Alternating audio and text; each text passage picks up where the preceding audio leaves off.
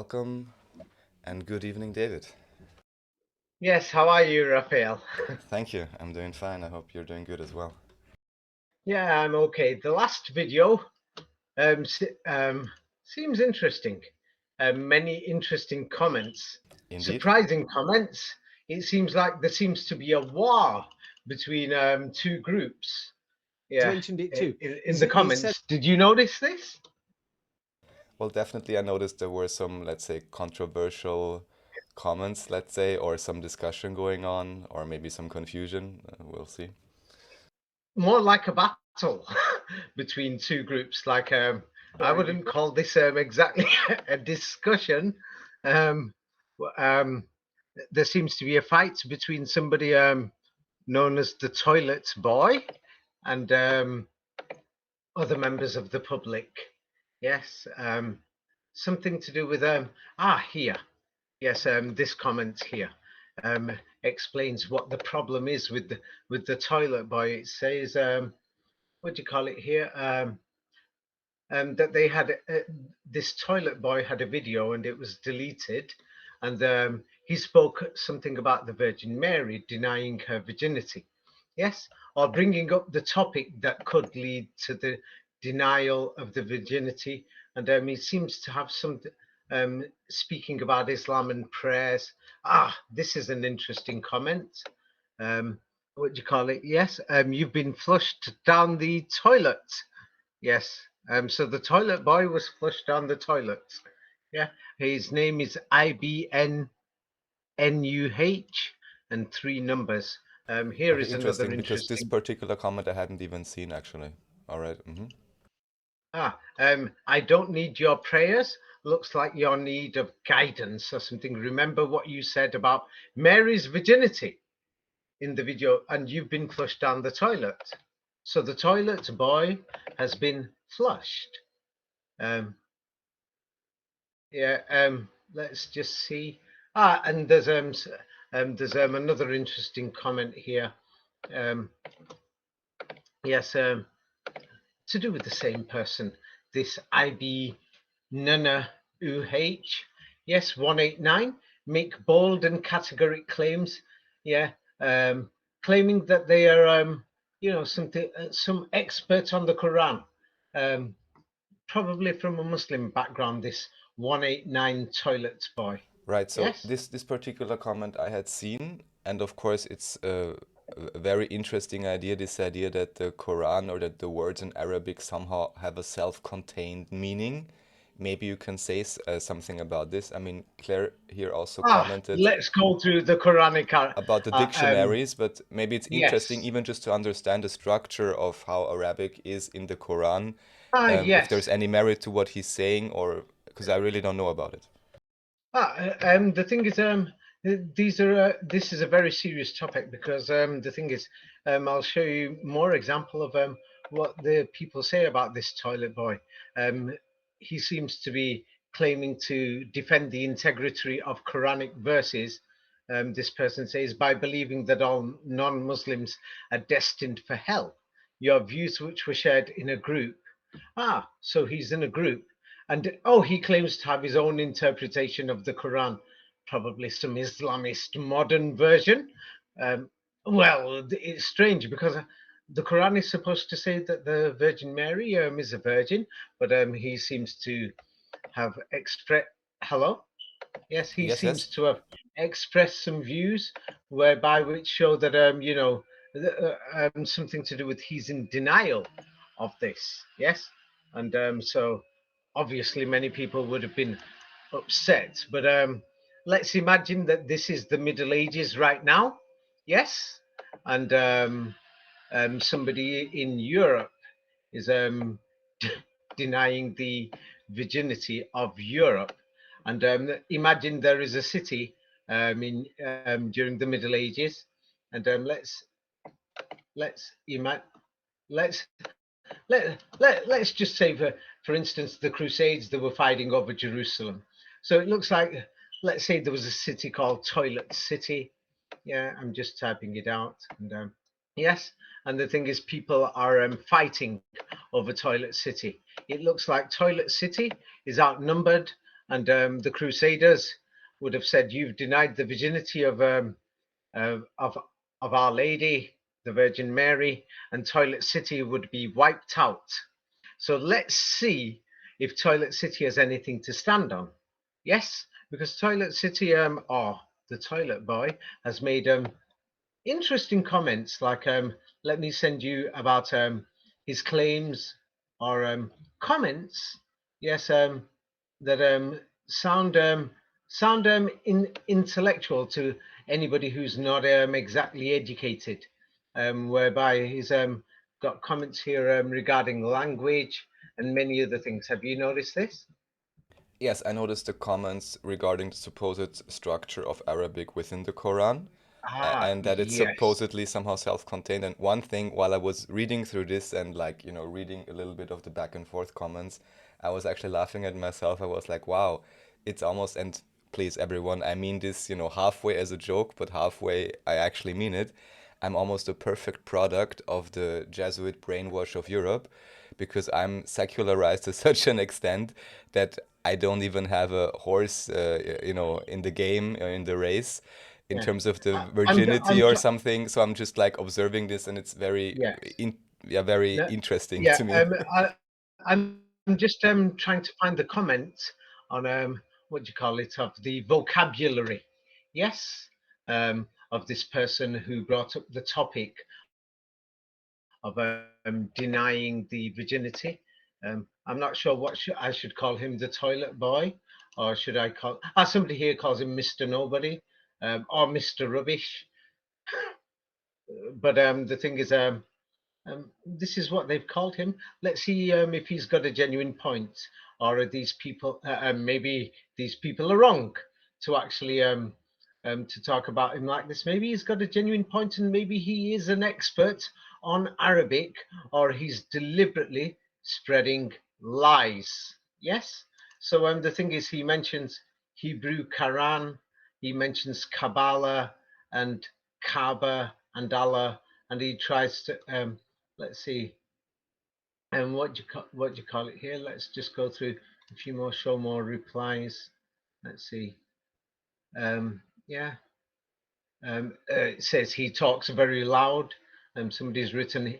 Another person said he's arrogant, Mr. Loud. Oh, oh, this is interesting. You're not a native speaker of Arabic, so why should anyone believe you? Oh, by the way, so this person is making comments, and then they don't. Well, this Mr. Toilet, who brought up the subject of denying the virginity. Yes, let's see what he himself says about himself. He says, "I'm not asking you to believe in or not believe in anything, especially from me." So why would Mr. Toilet comment if he's saying, "Believe what I say"?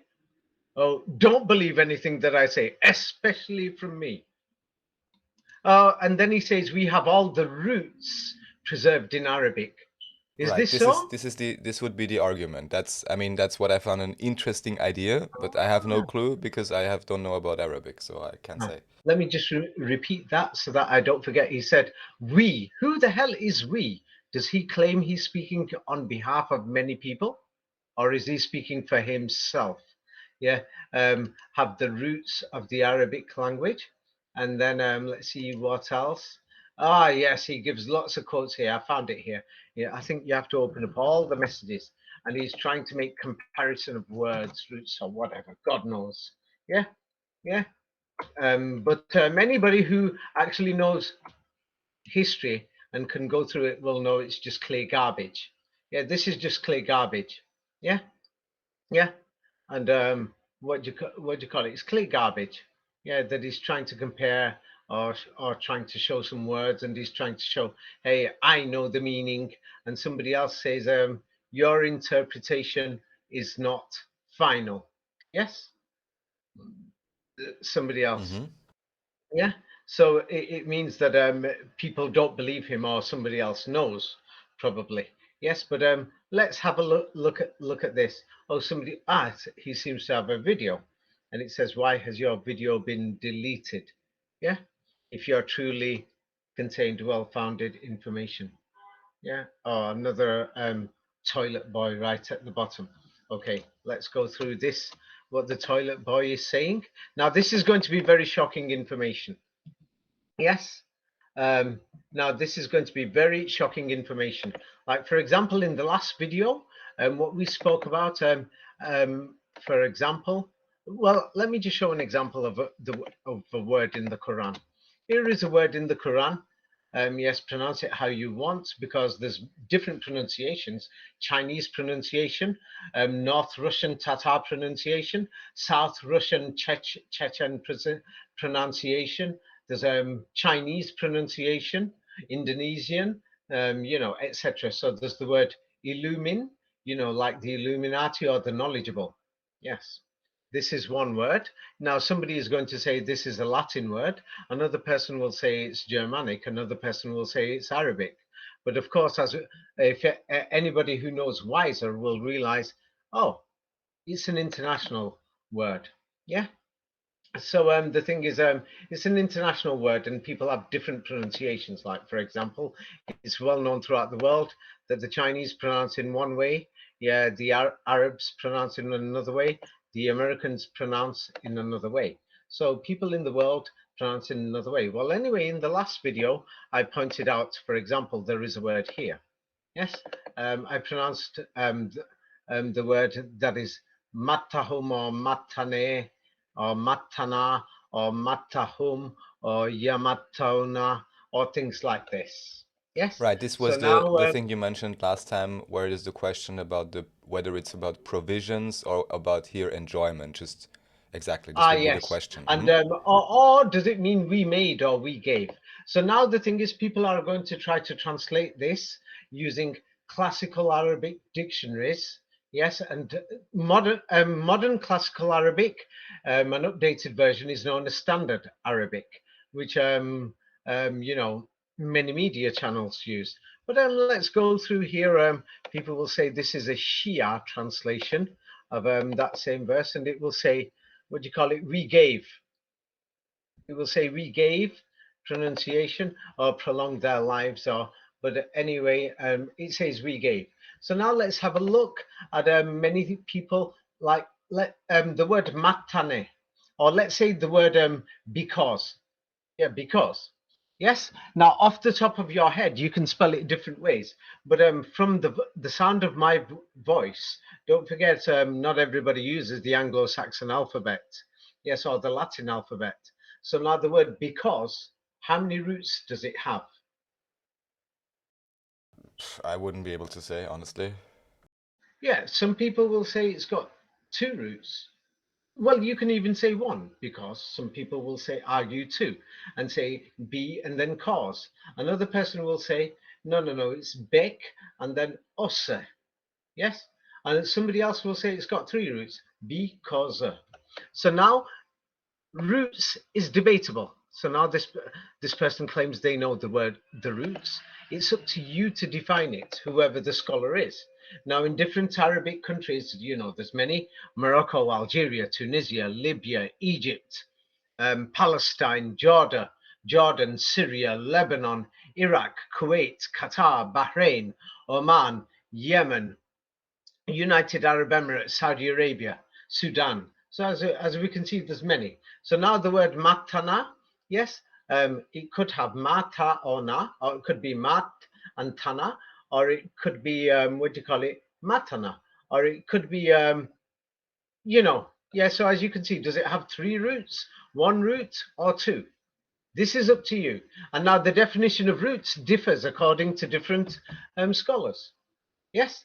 Now, for example, now I will show you how words can be played with in the English language, in common English. Yeah. Now here is somebody saying, I got the shopping out of the car. I got. Now here, that means something like I took and I carried. Now here is somebody who's saying, I got the money. Have you got the money? I got the money. Does this mean you're carrying it or bringing it? Or Right. does this mean I got the money in my bank? Can you afford it? Yeah, I can afford it. I got the money. Yeah.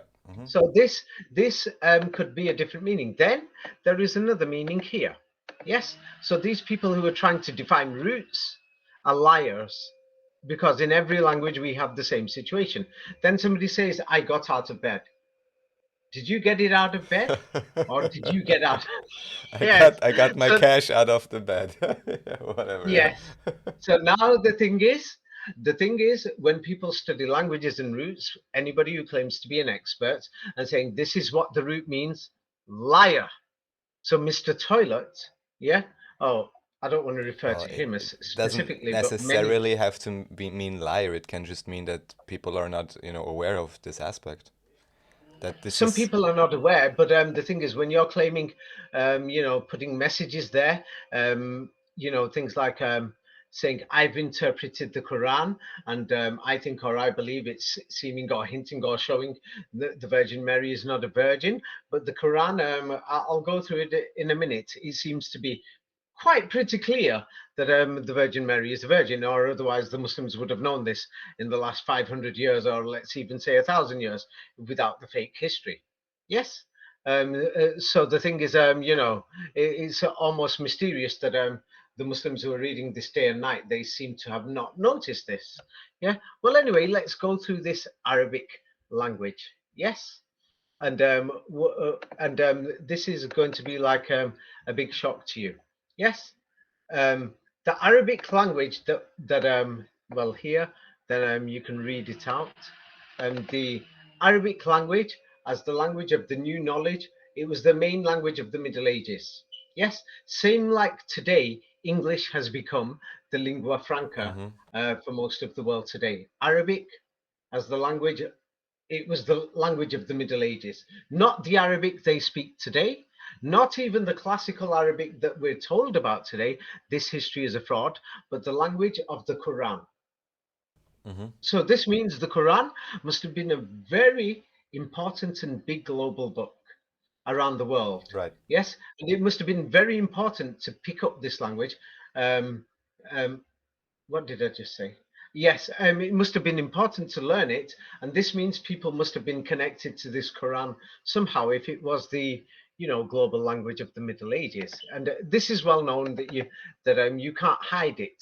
Yeah, let me send you more that there's certain histories that you can lie about and delete, but the thing is, Arabic was the international communication language of the Middle Ages for 1,000 years. This is the 1,000 years that people are talking about that they call the Dark Ages or the deleted, and they've invented the history. Why was it Arabic?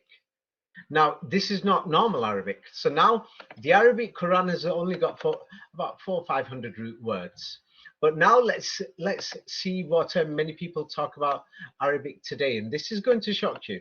Yeah, this is common information. You'll find uh, millions of posts on the internet. Why you shouldn't learn modern standard Arabic. Oh, by the way, modern standard Arabic is actually based on the Quran. But we'll go through this in a minute. What do you call it? It's not a complete waste, but what do you call it? Yeah, people say don't study it. We'll go through it in a minute. Yeah, but what are the alternatives? People are saying it's a waste of time in the next one in Reddit. Yeah, that many people who studied it found that it's basically useless. Yeah, and here's people are actually giving advice to people, and they're saying, "Hey, here is one advice." And what do they say? If I had the chance to start over again, many years I wasted. Yeah, choose an Arabic dialect. Yeah, because basically, yeah, simply, most Arabs don't speak this standard Arabic or classical Arabic. In fact, the This ones is who didn't go this to is very school, interesting, maybe also historically, because I mean, of course, you mentioned the idea that many of the modern languages may even be much more modern than we think. But even here, whether it's in the UK, whether it's in Austria or Germany or anywhere, probably also where you live, most people still have local dialects in their counties, and they speak in a yeah, different way, and they it's not only those sort of. learn how to properly It's speak if they go to nothing like school. this. Believe it or not, it's nothing like this. For example, if you went to Morocco, the national language that the people speak, I've seen it myself, has got nothing to do with Arabic at all. When you go to Algeria, it's a totally different language. And within those places, they've got their dialects, but the national language is totally something else. I'm being serious to you. It's actually another language, and they're Uh-huh. lying to say it's connected to the classical Arabic language, which is total lie. Yes, because the classical Arabic language that they're showing us is a fraud. There was another classical Arabic, the original true classical Arabic was in the Middle Ages. Now, I'm going to go through this in a minute and you'll be shocked. Like Egyptian Arabic, it's a total full language. It's a full language. It's bigger than the number of people who are, let's say, who are speaking Italian. It's a bigger Mm-hmm. language. It's a national language. But no, they're going to say the national language is Arabic. But then, so the thing is, let's go through this. Yeah, you'll be shocked. It's nothing to do with these dialects. We're talking about entire countries here: Egypt, Algeria, Tunisia, yes, Syria, Iraq. So now, modern standard Arabic, though despite its name, is based entirely on blah, blah, blah. It says, by far in this project was wasting my time on modern standard Arabic materials. Yeah, if you want to learn Arabic, the next comment, become fluent in it, then learning modern standard Arabic is a waste of time. This is from the Al Dirasa Institute or something. But why waste time and money? Yes, so many people study it because of the Quran. There's many posts and blogs. You'll just find it and it repeats. Yeah. So now, what is even worse? Yeah, we all know that Hebrew, they say, was a dead language and it was spoken 1,000 years Right. ago. But we know, but we know that this was a fraud. We can't seem to find its existence at all. And we know that Hebrew was taken from Arabic, but we know that the worldwide Jews were speaking some type of Arabic all over the world. And we know that classical Arabic, yes, or Quranic Arabic, original classical Arabic, was the actual global language of communication. Where is this Mm-hmm. language? It doesn't seem to be in the Middle East. And now this is going to be shocking. Yes. Now, the shocking thing is, yes, believe it or not, these are from Arabic websites, yes, or where Arabs communicate a lot, Arabic tripod. Formal Arabic is largely, this is formal, what the governments use and on Mm-hmm. television, because Mm-hmm. they're Mm-hmm. teaching this in school. They're trying in the last 50 Yes. years. Is derived, made from the classical Arabic of the Quran that was spoken 1,000 years ago. Huh? Excuse me. This is the same story we get Yeah. for Greek. Spoken 2,000 years ago, it disappeared. Latin disappeared 1,500 years ago. Hebrew disappeared 2,000 years ago. And now they're telling us Arabic disappeared 1,000 years ago. But how could it have disappeared 1,000 years ago if it was being used by Jews until the 17th, 18th, 19th century, Mm-hmm. the large majority of them, and also it was used in the Middle Ages until the 16th century, and even in Russia up until the 17th, 18th centuries. So this means there's something wrong. Let's see what is wrong. Yes. So now when we investigate, yeah, yeah, let's see what even in Israel now, because many Jewish people have started to study Arabic because hoping there's going to be a union in the Middle East. Yeah. And what they've discovered is that, hey, in these Arab countries and their cities, it's not really one language, but it's not even dialects, it's a series of languages. There is classical Arabic, which is the modern classical full language, is actually based on the Quran. Yes, is based on the Quran. So now, from this classical Arabic, they've invented modern standard Arabic. Yeah. So now let's go through it. Yes. And this is the thing that even anybody, experts, people are commenting on Quora because people have learned this. And, in Europe, many people have studied Arabic. They got married to an Arab, things like this, and they found problems. And they say, and they found that standard Arabic, based on classical Arabic from the Quran, is not anyone's native language. It hasn't been for around 1,000 years in the Arab countries. Yeah, I actually Instead, heard Arabs. this idea many years ago from a Egyptian friend, I believe, talking about Arabic, that these languages are so different. And what I had meant in reference to UK or Germany is that there at least usually you can still understand, if you learn it a little bit, you can understand it. So it seems Oh, to be it's like related to the standard version. But in the Middle East, it seems that this connection, they didn't manage to make it conform yet, maybe. You see what I'm saying? right Yeah? now. Now, when you say it like that, yeah. The thing is, it's because the thing is, I don't want anybody to doubt what is going on here. Now, the thing is, if you're from France, yes, is it difficult for you to learn Italian, or is it more difficult to learn German? Definitely more difficult to learn German. Yes, so there is similarities between French and Italian, and French and Spanish and Italian. And Yes. also French So and now, English, and yeah, I mean, there's many relations, yes, yeah. yes. So now the thing is, there is a common link between those languages, but I'll go through them in a Yes, minute. Yes, and the shocking thing is, so anyway, so Standard Arabic is not anyone's native language. Hasn't been for 1,000 years. Arabs speak one of these regional varieties. Now, this is very important because many people are trying to understand the Quran. And now, as we can see, there is a battle with this Mr. Toilet, who claims to be an expert on Arabic. And he's putting so many comments or something, yes, trying to convince people. Yeah, either he's a deceiver, yes, deceiving people, yes, or he doesn't know.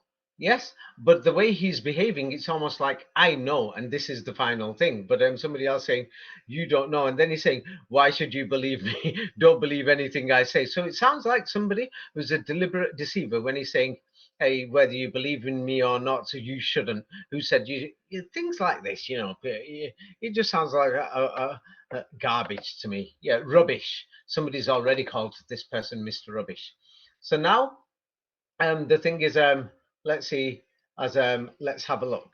Yes. Now, many people who've investigated this, I've investigated this even through traveling. What I found that this is the final thing, that this is universally accepted, that someone from Tunisia will find it difficult to understand somebody in Algeria just next door, or even Morocco. That you can say things and they'll totally say something like somebody from Russia who's just arrived in Paris, and they'll say "Ty говорите по-русски," and somebody will say "J'ai pas compris, je comprends pas."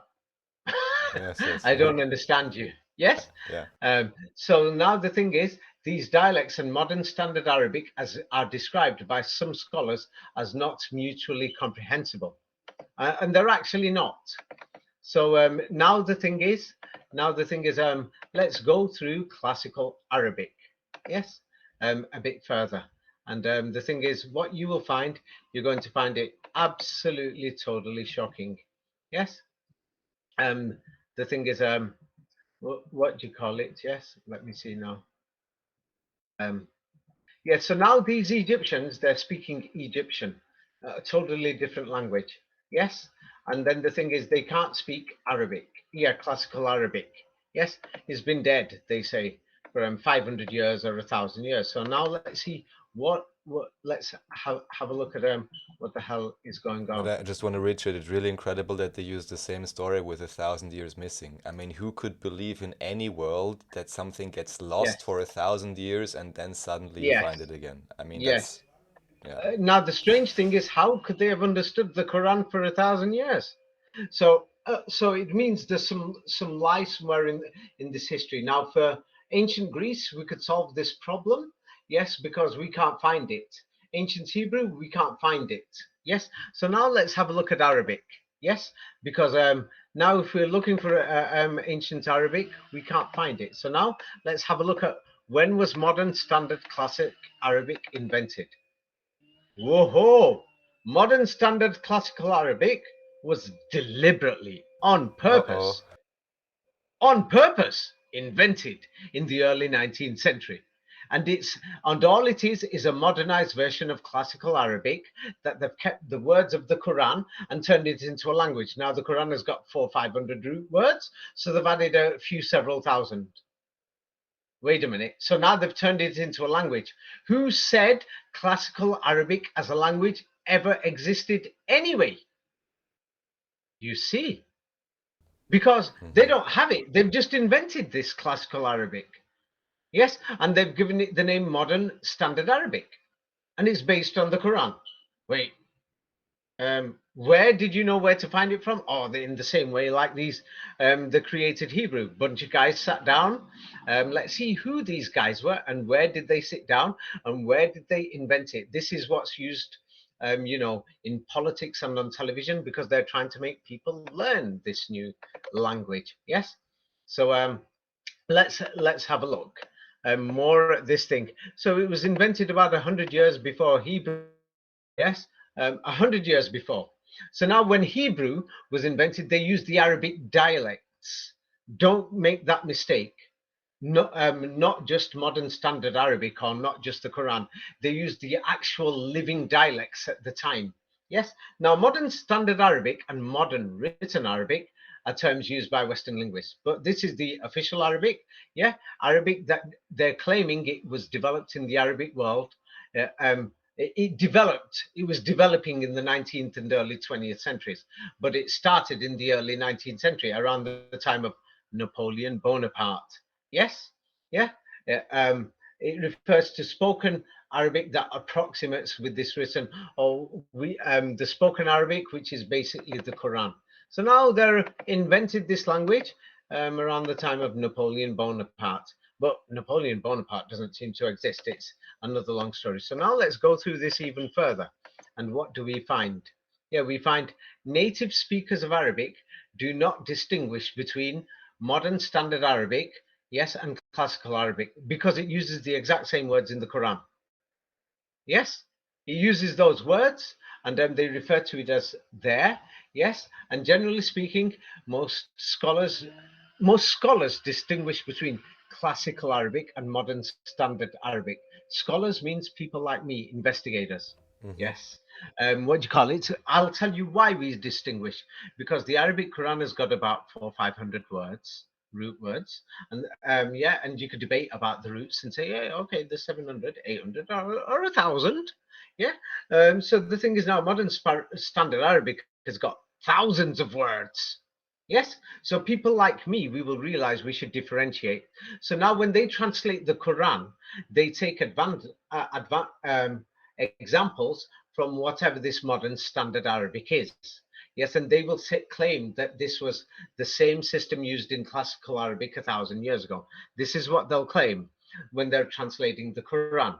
Yes, many of these so-called scholars and translators. So now let's see what was going on in the Middle East in the 19th century. Yeah, the spread of foreign languages, especially French under European colonial rule, inspired Arabic writers and scholars in the late 19th centuries to develop this Arabic language, to develop it more. It means they're still inventing new words. Yeah, they're still inventing new words for this modern standard Arabic language. Yes, Hebrews have been being invented starting around the late 19th century and early 20th century at a similar time. Yes, but they're using the local And dialects. also, Yes, just to be clear here, it says under European colonial rule. So this yeah, means that's that that's so not now. a independent Wait, thing. don't bother to point this out, because I'm going to shock you in a minute. What this thing? That's why I didn't mention this. Yeah, because the thing is, I'm going to mention it in a big way, and you're going to think, what the FCUK All clothes right. French connection? Yeah, the French.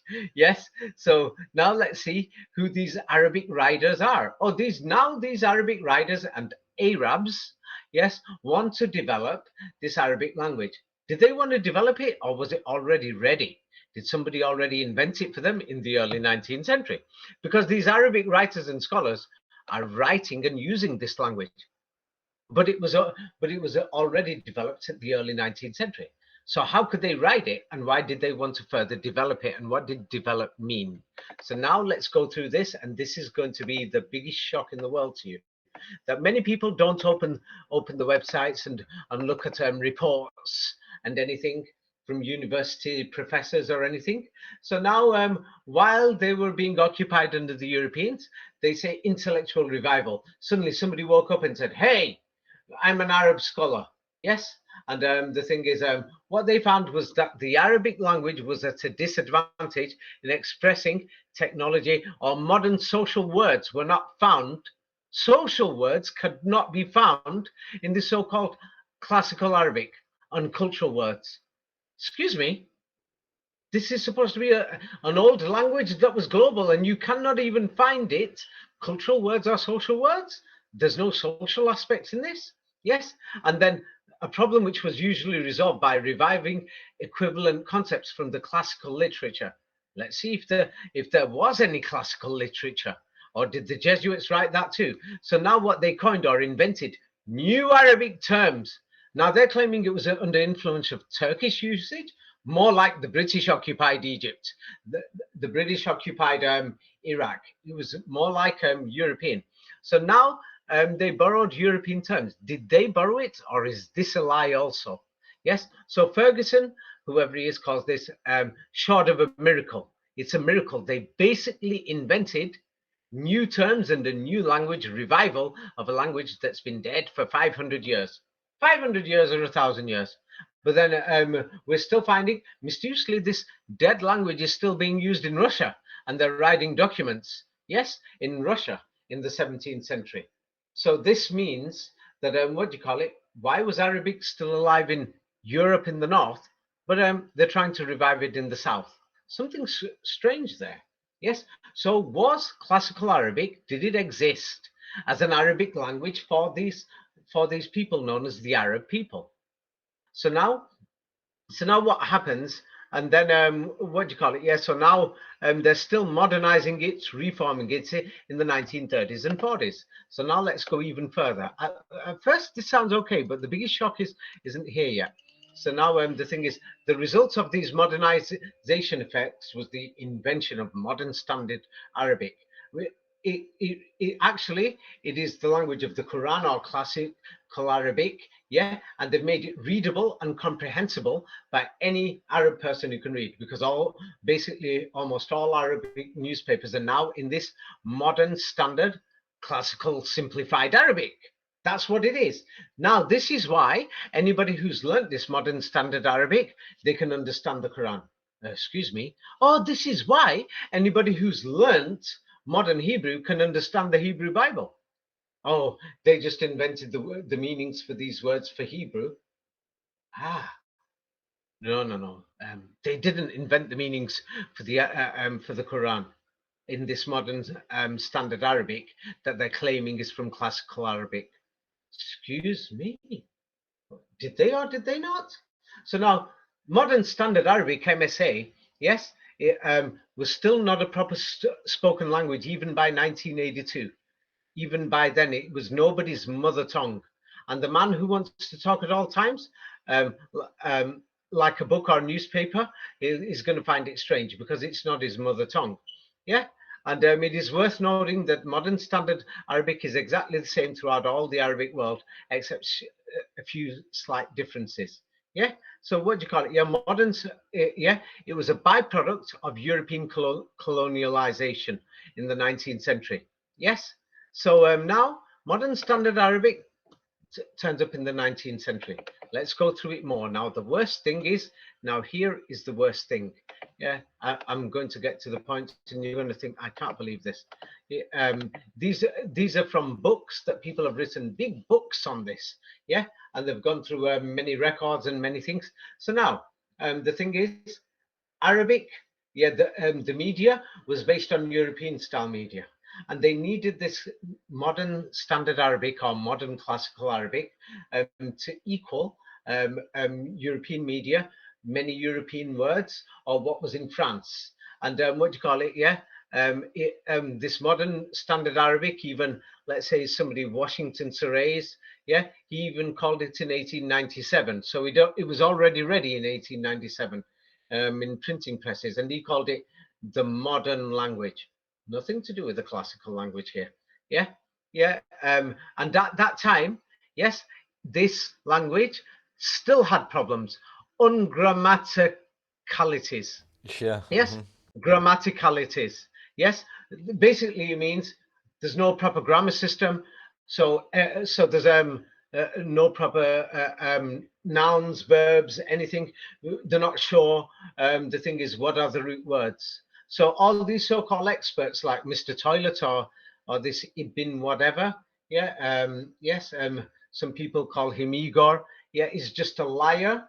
Yes, pointing out, saying, hey, he's pointing out because he's said he's read my books and he's noticed Hebrew was invented from Arabic, so they've got the grammar. So now this Arabic doesn't even seem to have a grammar in 1897, and he's trying to show I've got the correct grammar and I know what the meaning of these words are.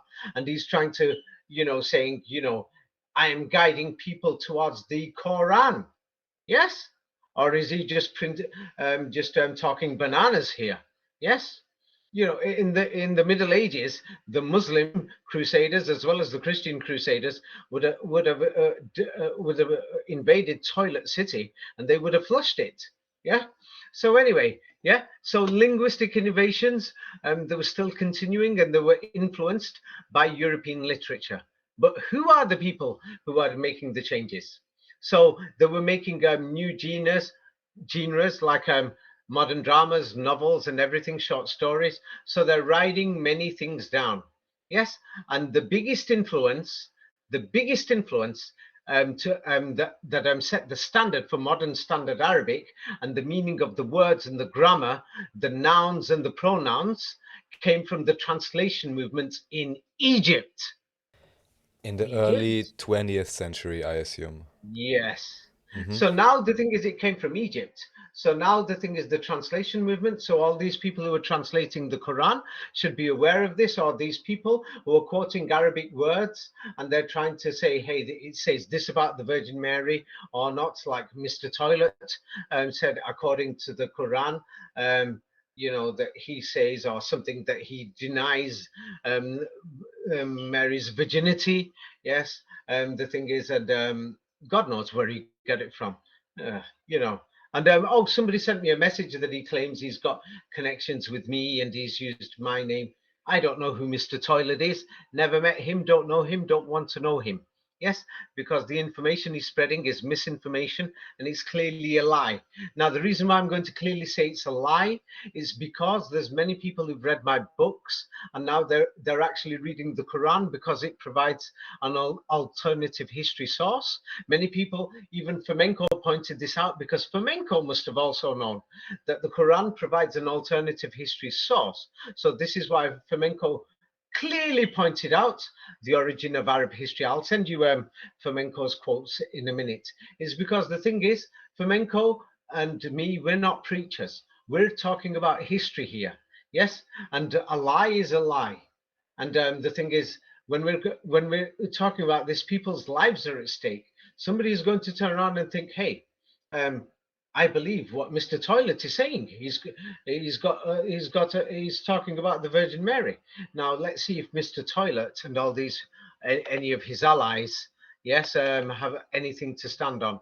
So now let's this is there's many reports of this. Many people, you can access documents, not only documents, people's grandparents are still alive. This is the 1930s and 40s we're talking about through the Middle East. You can go and ask the old people. So innovations were from European literature, and what they did was they injected new vocabulary for science, for social words, political concepts, many things. And it came, and let's see who did these things. The biggest influence came from the translation movements. Yes, when the European trained generation. Now, anybody who reads this, they're going to think, the Europeans occupied these places. But how did the Europeans train these people, these so-called writers, Arab writers, who said, we want to revive the Arabic language? Did they want to revive it, or is this history a lie? Because these people have been trained by their European masters, like the French, the Vatican, the British, the Spanish, the Italians. What the hell's going on? Yes. Yes, and it says yes. So now the Muslims will say we've got our great writers like Charles Dickens or whatever, Muhammad al Muwaylihi and Muhammad Tafiki al Bakri. Yeah, opposition to Western influence. Were they paid actors, or is this just fake history? That they're saying we're inventing a language so that everybody will be forced to learn it, even if people have got their own dialects and differences, over 100 dialects and differences, over 100 in just Egypt, just in Egypt. Yeah, Egypt's got more people than France, and we've got over 100 dialects there. Now, Could you are they maybe trying give to? the title or reference for this report? Because I'm sure some people would like to check it out, Ah, including me. at the top it's got the file, and the thing is, it's got the file. People can type it in. There's many. No, no, There's but not many. this one It doesn't have. because No, this wait. There's more. particular one is on your computer, so they can't actually look it up. Yeah, but shall I be honest with you? The thing is, when I download them, I saved it because I prepared for the video.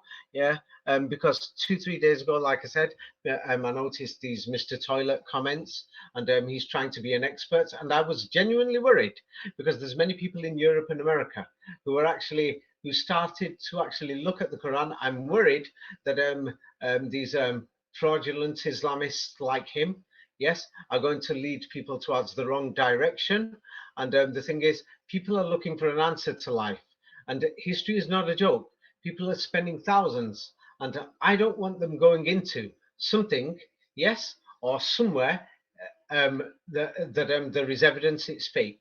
But let's go through this. People can find this. It's not only one document, there's hundreds, there's more. Hmm. Now, when you hear this more, I've not got to the main point, then you're going to think, oh my God, you cannot hide this history. At the moment, maybe in 100 years' time, you can hide it. It's only been 50 years because 50 or 60, 70 years since these Muslim countries got independence. So now, were these people who were trained by the Europeans, were they trying to kill off the original dialects? And were they trying to hide the history of this global Arabic that was here, yes, during the Middle Ages for 1,000 years? Or did they really, or was there really a classical Arabic? It looks like we can't find classical Arabic. It's dead for 1,000 years. And the thing is, but we can find Arabic was the global lingua franca just 300, 400 years ago. So this means Hmm. it's a contradiction. It means somebody's lying. Either it was dead a Hmm. thousand years ago, or there was some Arabic, yes, that had nothing to do with this, classical Arabic that they're speaking about that came from the Middle East. And this history of the Middle East is a lie. Which one is it? Let's investigate further. So there's many reports. Let's go through another one then. Like you said, these PDFs. So there's more. Yes, there's too many. There's too many books. It's like I've read so many books, so this is why you'll know. It took me a few minutes just to gather this. You can even check the time. And you think, God, David, you just pulled it out in a few minutes. Egypt and Tunisia. Now, by the way, Egypt is the heart of the Arab world for things like education and things like this. Everybody knows this. Yeah, Lebanon for music, things like this, and Mecca and Medina for the holy sites, the Gulf nations for the skyscrapers. Yes, Egypt and Tunisia had huge European communities. Now, this is going to shock you, consisting of traders, craftsmen, technicians recruited by the rulers. You mean the European rulers for the modernization program? Modernization? What do you mean? What were they doing? Most of Egypt's modern schools were run and the teachers were Europeans. Excuse me. Now we've got these Arab nationalists, educated Arabs, and their teachers are European. Oh, Mm. by the way, these teachers are teaching them classical Arabic that the Arabs don't even know. Hmm. Huh? What the hell's going on here? Isn't this what happened in China? The Europeans went to China. This is in my book, Tada City. This is why it's very important to compare it globally, because I know there is going to be Arab nationalists. One of them sent a message to me a few days ago. I had to block him, from Algeria. He knows who he is. He's probably going to realize this. And the thing is, he says, what about the 10, 12,000 classical Arabic books and things like this? Blah, blah, blah. I gave up. I tried to call him because I thought I'll call him and talk to him, but he wouldn't answer because he knew that he didn't stand a chance. So Tada City goes through an example of one entire big region in the world called China. China is as big as the Middle East. We're talking over 1 billion people, where the Europeans set up almost every school, and they're teaching Chinese, even when the Chinese didn't know this language. So wait a minute. So now we've got these Arabs, and the classical Arabic is dead. And it doesn't, we can't find any existence of this classical Arabic, yes, which they call standard Arabic today. It doesn't seem to exist. Yes.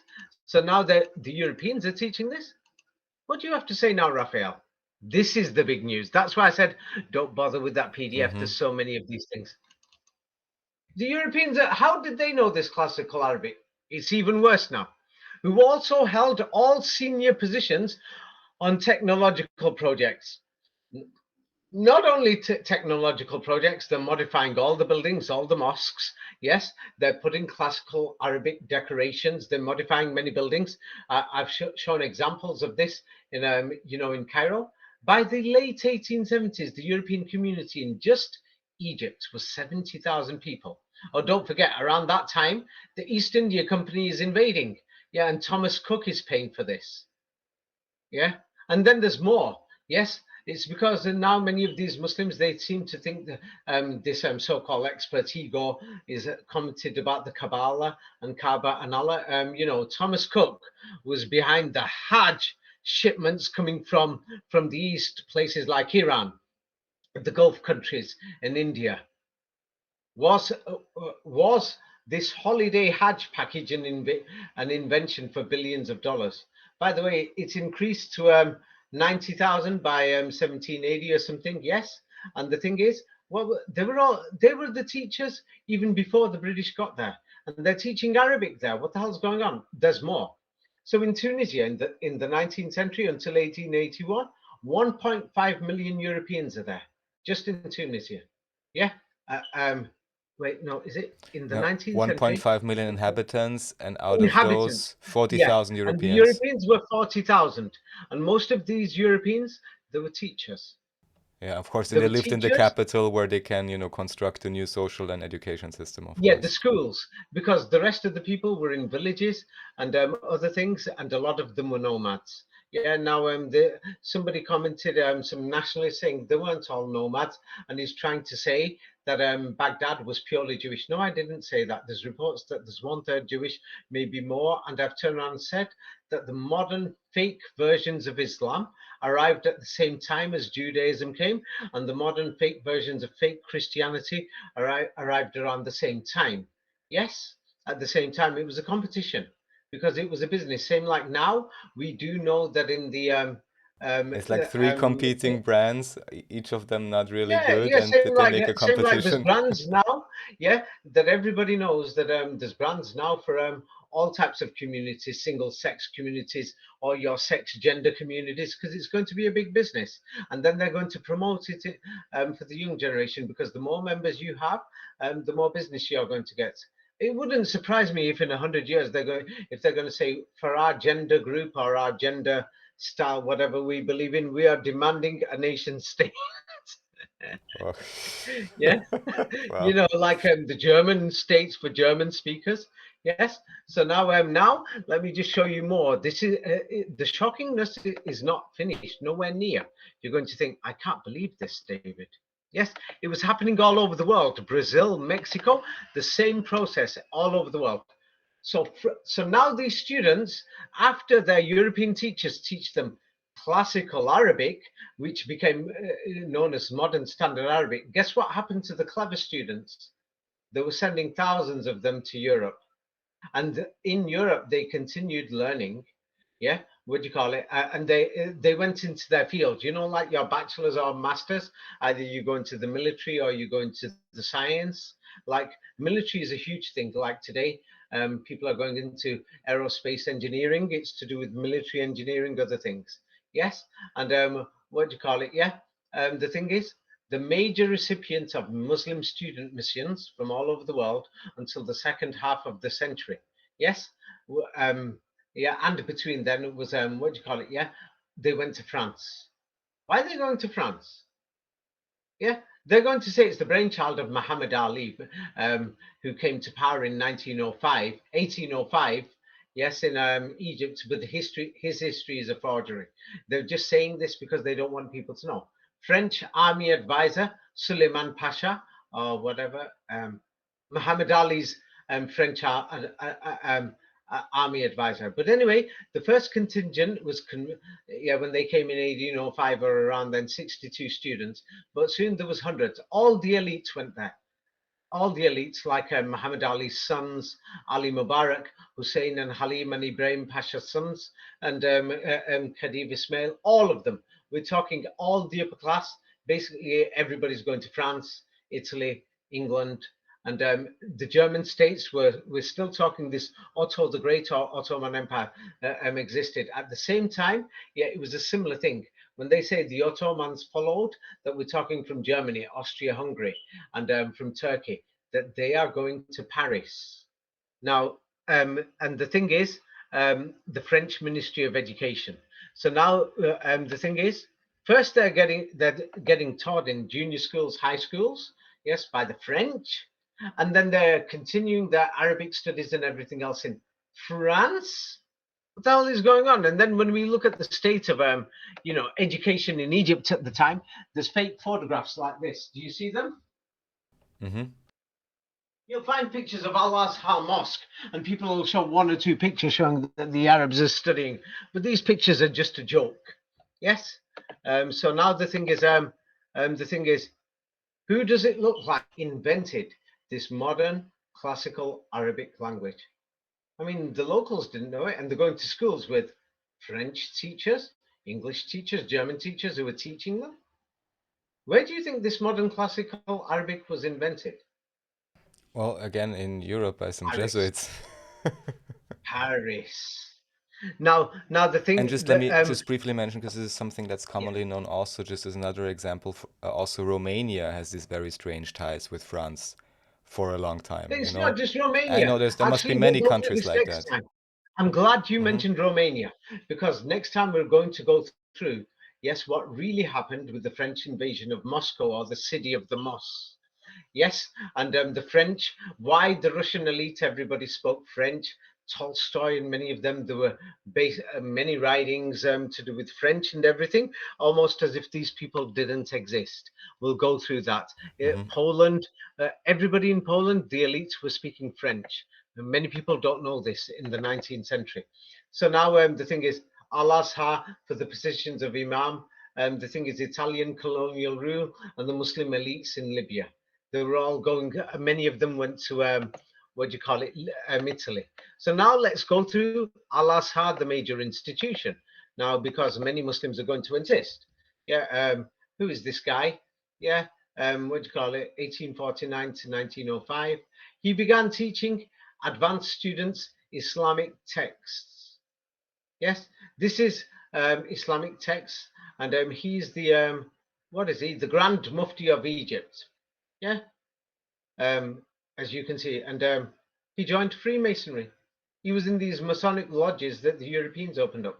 Oh, Oh, it while even the says on the Europeans, page, I was like, where is this? Okay, but you even marked it. Yeah, okay. yeah, Wow. Hmm. yeah. Hmm. So now, the thing is, who wrote these texts when the Egyptians themselves couldn't even speak Arabic? When you see photographs of many of these people, that many people will say, let's have a look. He was also made a professor of history at Darul Ulum the following year and of Arabic language literature.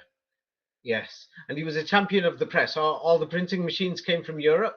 Yeah, and he wrote politically. Oh wait, it's the European occupiers. It's their machines. They brought the paper. They're printing it. They're paying for all the Yeah, ink. he's obviously Did their he agent. really write anything? Rubbish. Hmm. Everything was by the Jesuits and their colonial allies. Now, when they went to Paris, this is very important. Now, the thing is, many people don't know. Same like there was the young Turks, there was the young Hmm. Moroccans. Yeah. The thing is, these Masonic lodges and the young Italians known as the Carabinieri. Yes, they had the Young Egypt Society. Yes, it's because I will give you an example now. Imagine if Austria invades Hungary. How long are they going to rule Hungary for? So what you do, you'll stay for 50 years or 100 years. You'll find some people who are poor. You'll train them as elites and their families, hundreds of families. So then you'll be guaranteed, and you'll say, "I'm going to leave you in power." Hmm. You get funny. I've trained other people. They're going to get rid of you. So the opposition, we've trained them too. This is what they Hmm. did. It's a great system. But So now honestly, it seems this this is person, what they did in every country, you know? I mean, I don't think yes. there's any exception to this. So now, this Grand Mufti of Egypt, you know, leaders of Al Azhar and all these Islamic schools in Egypt, this man who's in Masonry. Let's look more at these Darul Ulum schools. So now the Darul Ulum school was the only government civil government government civil school training teachers between 1870s and up till independence time or something. And let's have a look. Khedive Ismail. France hosted over half of the official missions of all these teacher trainings, the teachers who were getting trained to teach in Egypt. Wait a minute. First, they're going to schools in Egypt and they're learning classical Arabic and standard Arabic from Europeans. Then they're going to learn to become teachers and they're going to France. And they're coming back and they're teaching this Arabic from France and other places. France had over half, but in other European cities, why did Europe seem to have all these experts who knew Arabic at the time in the 19th century? Isn't this strange? Yes. So now let's have a look. So what is the Darul Ulum? Many Muslims will know what is this Darul Ulum. Yes. It's yes. The thing is anyway. Yes. Hybrid school founded to train teachers from top religious schools to teach primary schools. They're preparing the future. So the system started in 1872. It didn't materialize until the 1950s. It took a long time. Egypt's a big poor country. So wait a minute. Darul Uloom, Egyptian university established to train teachers of modern subjects, a mixture of religious and secular subjects. Who could have established this, and who were the teachers anyway? Europeans. Excuse me. And what is this? To train students from top religious schools such as Al-Azhar. We've got Europeans who are training Muslim students from Muslim schools, from the Muslim Great University of Al-Azhar to teach in primary schools. What type of Islam were they teaching as well now? This is getting suspicious now. So now they're learning from the Europeans and now they're teaching this modern version of Islam, which has now become global. Yes, Sunni Islam. What the hell's going on here? Are you beginning to see what I'm getting at? Yes? Right. Yes. So now the thing is, what do you call it? Many people are going to be worried now. So how can we find this classical Arabic of the Quran? Yes. Now the classical Arabic, let's go back in history now. And what we are going to find, I've mentioned this in other videos, but I'll just bring it up again today, because now the thing is, we can't seem to find classical Arabic language. Doesn't seem to exist. It's disappeared. Oh, by the way, all these students who went to France, yeah, to Paris, yes, Paris, many people don't know. But when Istanbul collapsed and the Vatican got thrown out and they invaded Europe, they invaded from the south, these people from Paris, from Italy. Yes, many people don't know that Paris was known as the New Jerusalem. Yes, at that time, 16th, 17th, 18th century, even in the 19th century, this was the New Jerusalem. Yes, so let me just send it you. Yes, so the thing is, many of these students who went, yeah, you can't find Paris in many maps. It's actually Ile-de-France. Yes, you'll notice this, that Right. Paris cannot be found in many maps. It's just a small village. It's because this was the New Jerusalem. Yes, this was the New Jerusalem. So they're coming from all over the world. Yes, and so the story of Napoleon Bonaparte is another big lie. Yes, and the thing is, so now we can't find classical Arabic. Yes, so now the thing is, well, did classical Arabic didn't even seem to exist. So what is this classical Arabic that was the global language during the Middle Ages? What is it? It's very worrying. Yes, it's very worrying. So now, how can we find out? Yeah, if another type of classical Arabic actually existed, but not in the Middle East. Yes, what we're going to find, yes, is this what nobody seems to talk about. Yes, so the answer is actually in Europe. Yes, classical Arabic was the global language and it was being studied throughout Europe. Yes, And the thing is, what we're going to find is, everybody knows this, that I'm just going to show it as an example here again, is that millions of Arabic coins were found throughout Europe during the Middle Ages. Yes, and everybody knows this. Yes, but let me just send it you again. Yes, that what do you call it? Yes, the so-called whoever these Jewish people were in Europe during the Middle Ages, they even spoke Arabic. In fact, when the Vatican invaded South Italy from Egypt, they turned around and said there was Greek colonies or something in South Italy. But South Italy, the dominant discoveries of relics and artifacts that they find, or one of the most dominant, is actually in Arabic, and they claim it's Koine Greek, but it's actually in Arabic. Yeah, like so now. This is in my book. Jerusalem is in Europe. Yeah, the Arabic coins were basically the global currency, not only the global language. So now we found there's millions of Arabic coins all around the world in gold and in silver that you can't forge them because they're in gold.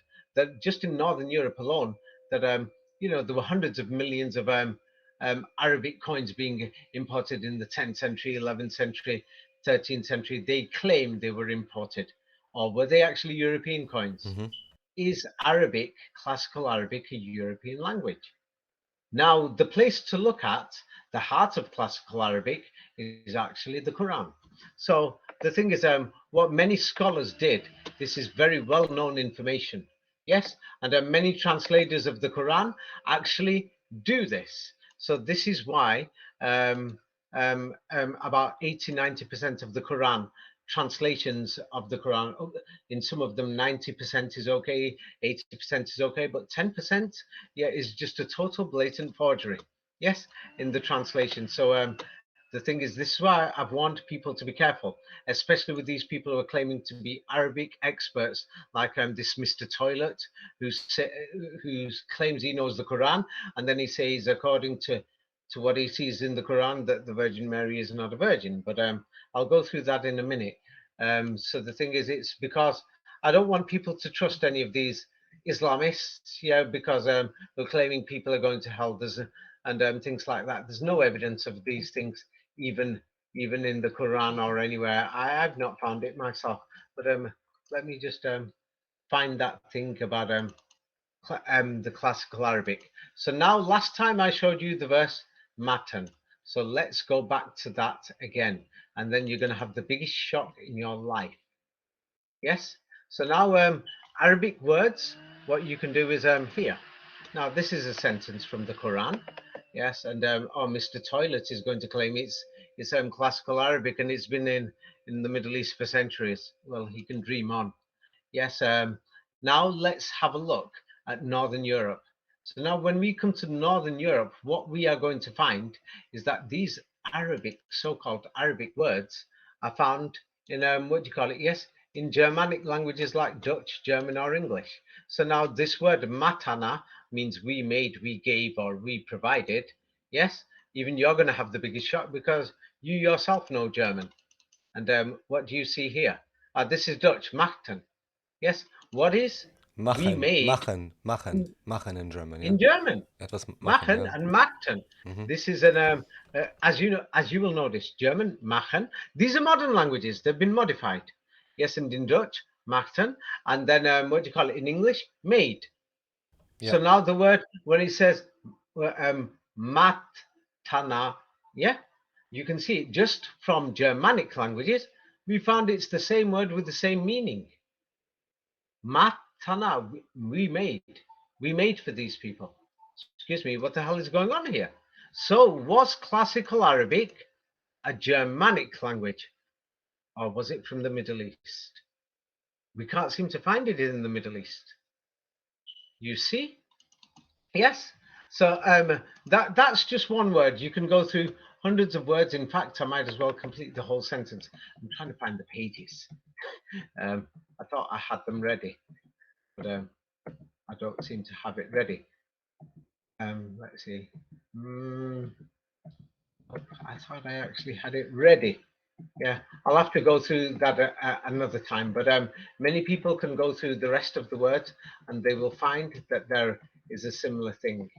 Yeah, let me see if I've got it ready. If not, then unfortunately, yes. Like for example, let me see. I think I found it. Uh, if I don't, then I apologize. I found the German. Yeah, the German. So it's just a matter of pronunciation. Now, in this Arabic web page I've sent you, yes, it is not pronounced the same by people in Turkey or in Iran or Egypt. Some people pronounce it machen, machten, maten, maden, yeah, madana, yes. So as you see, it's the same word. We made, we gave, or provided, something like this. Yeah, and the thing is, you'll find a similar thing in what they call Proto Germanic languages. Yes, let me send you an example of just the root words of this one word, and then you'll notice even in Scottish Gaelic, I'm sending you this. People can look at this themselves. Here's one. This goes through West Germanic, Scots, Low German, everything. Matan, Maitan, Maten. It's pronounced differently, as you can see. Yes, yes. Can you see it? Yes. Mm-hmm. Have you received that page? Yes. Mm-hmm. Yes, Raphael. Yes. Yeah, and then the thing is, in English it's we made. So now the thing is in Arabic it's matana. Yes. So the thing is now, when we go back to that page, let me send you the Arabic, and then the thing is, let's have a look at the other word that their life was made long. Yes, and it has the word, yeah, for that their life was long, extended it, the Arabic word there, what does it say? Tala. Yes, yes, have you seen it? Yes. Mm-hmm. Mm-hmm. Yeah, so you can see it says Tala. So now let's check through in these modern Arabic languages. Yeah, in many of them we won't find this word. Let's go to, Germanic languages. So now we made tall or long. What do we find? Proto-Germanic, the same exact word tala means the number or the amount. Yes, in West Germanic Proto, but let's compare it to others.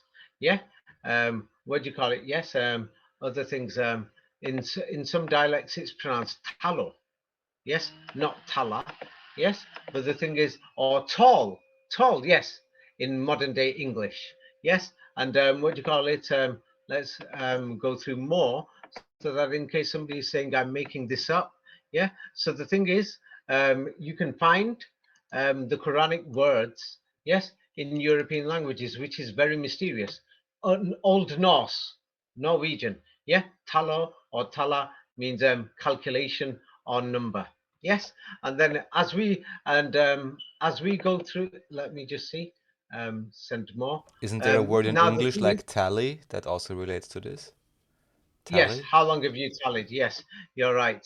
So now this verse turns around and says that their life has it increased or the number of years. So now because this this Mr. Toilet who's trying to speak loud is saying these are invented translations, but what we can see is that Arabic was global. Classical Arabic was global, this proof shows. Whereas this Mr. Toilet is trying to show no, yeah, he's trying to show Arab superiority. Somebody who's noticed that that only the Arabs have this language. It's only us that we know the meanings of something, which is not entirely true. Yeah, Arabic was a global language. So now, the thing is, when I turn around and said that the Quran says we made for these people, yes, that we made their years or their life longer. So now you'll see the final word for them is life. Life, yes, umuru or something like this, or umeru or umaru, something like this. You can see this word, yes. So now let's look for this word, yes, not just in Europe, but in many global languages. Yes. Now the thing is, because yes, the word umaru is used as a name in Germanic languages and in Arabic languages, what we will notice is the same name in just spelt differently depending how you spell it. Yes. in many Muslims will spell it and pronounce it in modern dialects because nobody uses this classical Arabic. Yeah, they will pronounce that word Umaru as Umer. Yes, or Umar. Yes, it means long-lived. Yes, an Arabic, Hebrew, Germanic word. It means flourishing or long-lived. Yes, that you will even find it in German, like standard measure or the number of years, or Ohmer, or yes. Can you see it? Yes. You can see it, that it's become, it is survived as a name, and it's got the same meaning. So it means that people had similar names, but and the things like this. So now the thing is, it shows that this was a global language, and that the Arabs don't have exclusivity. They are not the only ones who can translate this Quran. That we can find these words in European languages, and we will find the same meaning, and we can understand the Quran. Yes, that we don't need to just rely on these Jesuit dictionaries, or these dictionaries of people, yeah, who went to European schools or went to schools that had European teachers, and they learned classical Arabic through them. Yes, just to understand. And then there is another thing in many of these dialects, because people were learning the Quran, many people preserve the meanings. So now the thing is, many of these people, let me just show you an invented translation that many people know this. Yeah, let me just show you that many of these Islamists try to make up their stories, trying to deny it, and anything but what do you call it? Yes, um, the thing is, there is some of these Quran translations say that you can beat women. Yes. Now the thing is, this is based on their translations and their interpretations, and now their religious priests were even getting trained in these schools. Yes, that were set up after the Europeans set up the original schools and the original training. Yeah, but the thing is, the Muslims will try not to talk about this. I'm not going to hide it. These translations claim, based on this new modern classical language, that they're claiming that they know the words, where it says that the woman can be beaten and all these things. These translations are a fraud, and what do you call it? So I don't want to go too much into this matter, yeah, or we won't be able to talk about other things. But let me make my final statement. Yes, these what do you call it, Mr. Toilet, who got flushed, and other people are going to try to explain, hey, these are nouns, these are pronouns, these are words, and their roots, and they'll try to confuse people with garbage. Yeah. So I warn people, because many people are looking at the Quran as an alternative. Yeah, many people who've read my books have now gone to the Quran, because the Quran seems to have the European history. We can find Quranic Arabic in European languages.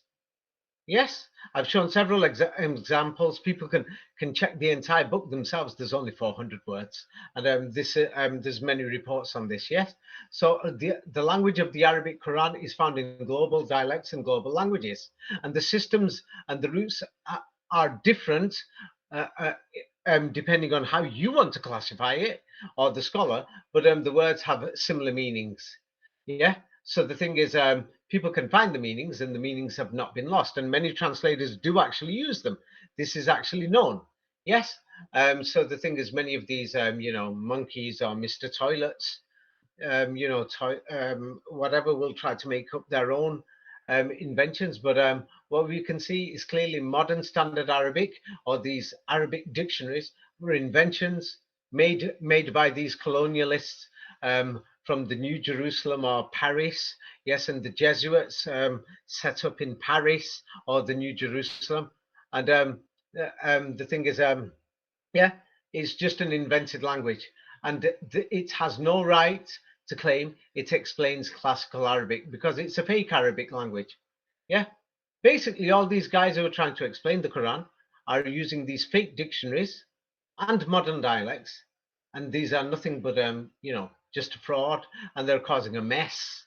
Yes, that's why the thing is, in this side of the world we find a mess, whereas the people over there, they learn this classical Arabic, but they also know the meaning of the Quran, because many words are similar, but many things are not. But because they've been learning the Quran for, as far as I know, that I can check up to 200 years. Yeah, and these same dictionaries today, many people are quoting them saying, "Hey, this is the root word. This means this. This means that." Bunch of jokers, pathetic liars.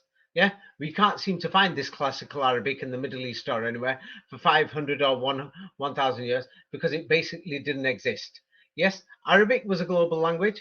The Quran has got 400 or 500 root words, and we're going to find more of these words, yes, in European languages compared to anywhere else, possibly even more than these Middle Eastern places 200 years ago. Or why did they need European teachers to go there? Yes, to actually teach them Arabic. And then they went back and they created their Arabic nation states and everything else. So this just shows how much of a fraud it is and what is actually going on. Any questions, Raphael? Yes, is there any indication until when?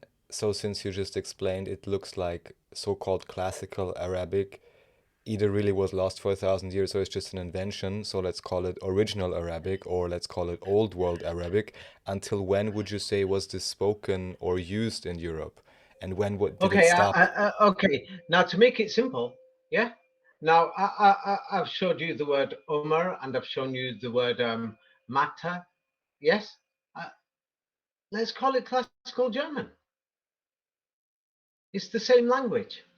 You Hmm. see, and it was only lost in the last 200 or 300 years. That's it. And Yeah, then when they and invented. but then also based on this, languages like modern German, Dutch, maybe English, Yes. French were derived Yeah, from. all they did was just change the handwriting. That's all they did. Yeah, in Northern Europe, they changed the currency, the writing on the coins. That's why we find all these Arabic coins throughout Northern Europe. That's why we find these stories of the Quran in Northern Europe. Yeah, the Christmas tree story, many other things. Yeah, and these things and the stories in the Bible. Yeah, and the way like the actual thing of many oppressive stories, the fightings and all these things that we find, forcing people to do these things, and people say these, oppressiveness in the Bible. This is what we see in the Islamic world today. That's why I've said, hey, this is the history of the Muslims, and this is from Europe. Whereas the Quran itself, most people have read it. I've turned around and thought, hey, this doesn't sound anything like what we hear from the Middle East. But then anybody who reads the Old Testament, hang this person, kill this person, slay this person. We seem to find this sort of thing, in modern Islamist behavior, even without the CIA involvement. Yeah, even without that, we seem to find this sort of thing there. So and we seem to know that Koine Greek, the New Testament, was written over there. It's in that side of the world. So as you can see, it's a total fraud. But let me just show you how dangerous this could be. Yes, and how much of a fraud this is, because Mr. Toilet has got allies. He's got friends. And let me just show you. There's some doctor in America. Let me just show you, because this is going to actually surprise you. Yeah. His name is Dr. Hani Chin. Wait, let me just see. Let me just bring his files up. Yeah, I've never heard of him. 2 3 months ago, people mentioned him to me, and they said he sounds like a truther. David, can you investigate him? So I was polite enough. Somebody from Germany, yeah, because somebody from Germany thought I'm going to look at the Quran to investigate, European history. Yes, because they found it's strange that Attila the Hun, or King Arthur, is Attila the Hun. I've not made this clear before, but King Arthur is Attila the Hun, pronounced differently. But the story of Attila the Hun, what's it doing in the Quran? This is mysterious. Oh, this Mr. Toilet and other people, they were trying to explain Attila the Hun, and then it got ridiculous. Some of these comments, yeah, in some other posts where they're saying Attila the Hun, his horns were time travel machines.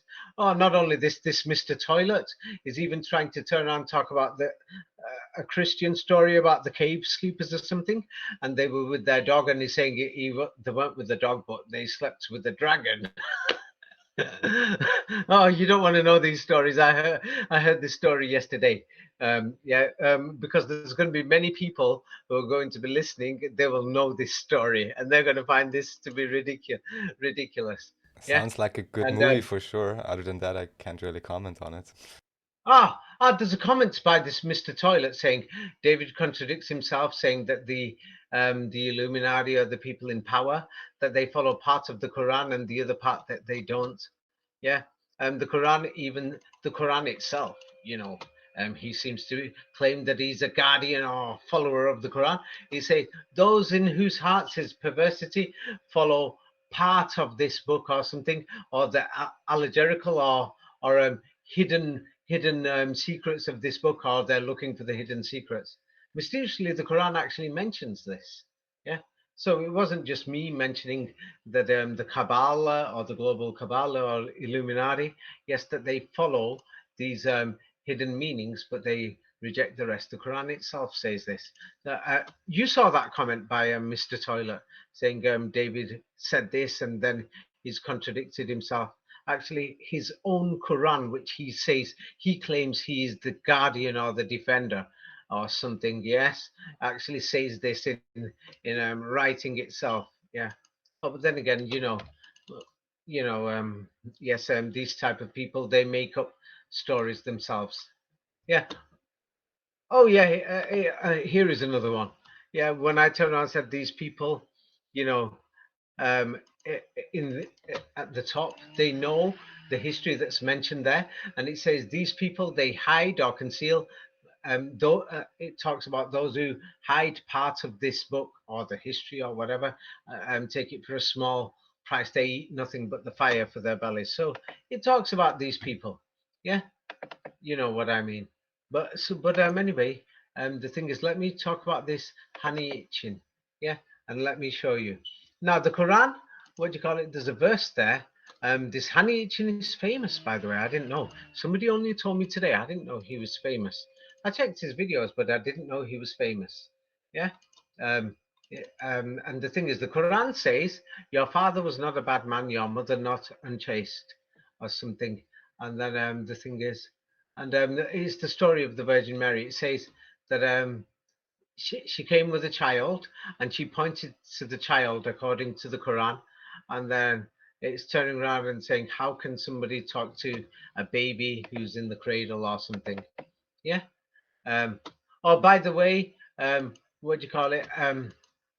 Last time I mentioned depopulation, but I forget to say that the questions that I was asking were questions that the New World Order is asking, and they're asking these in newspapers and TV. I'll go through that later.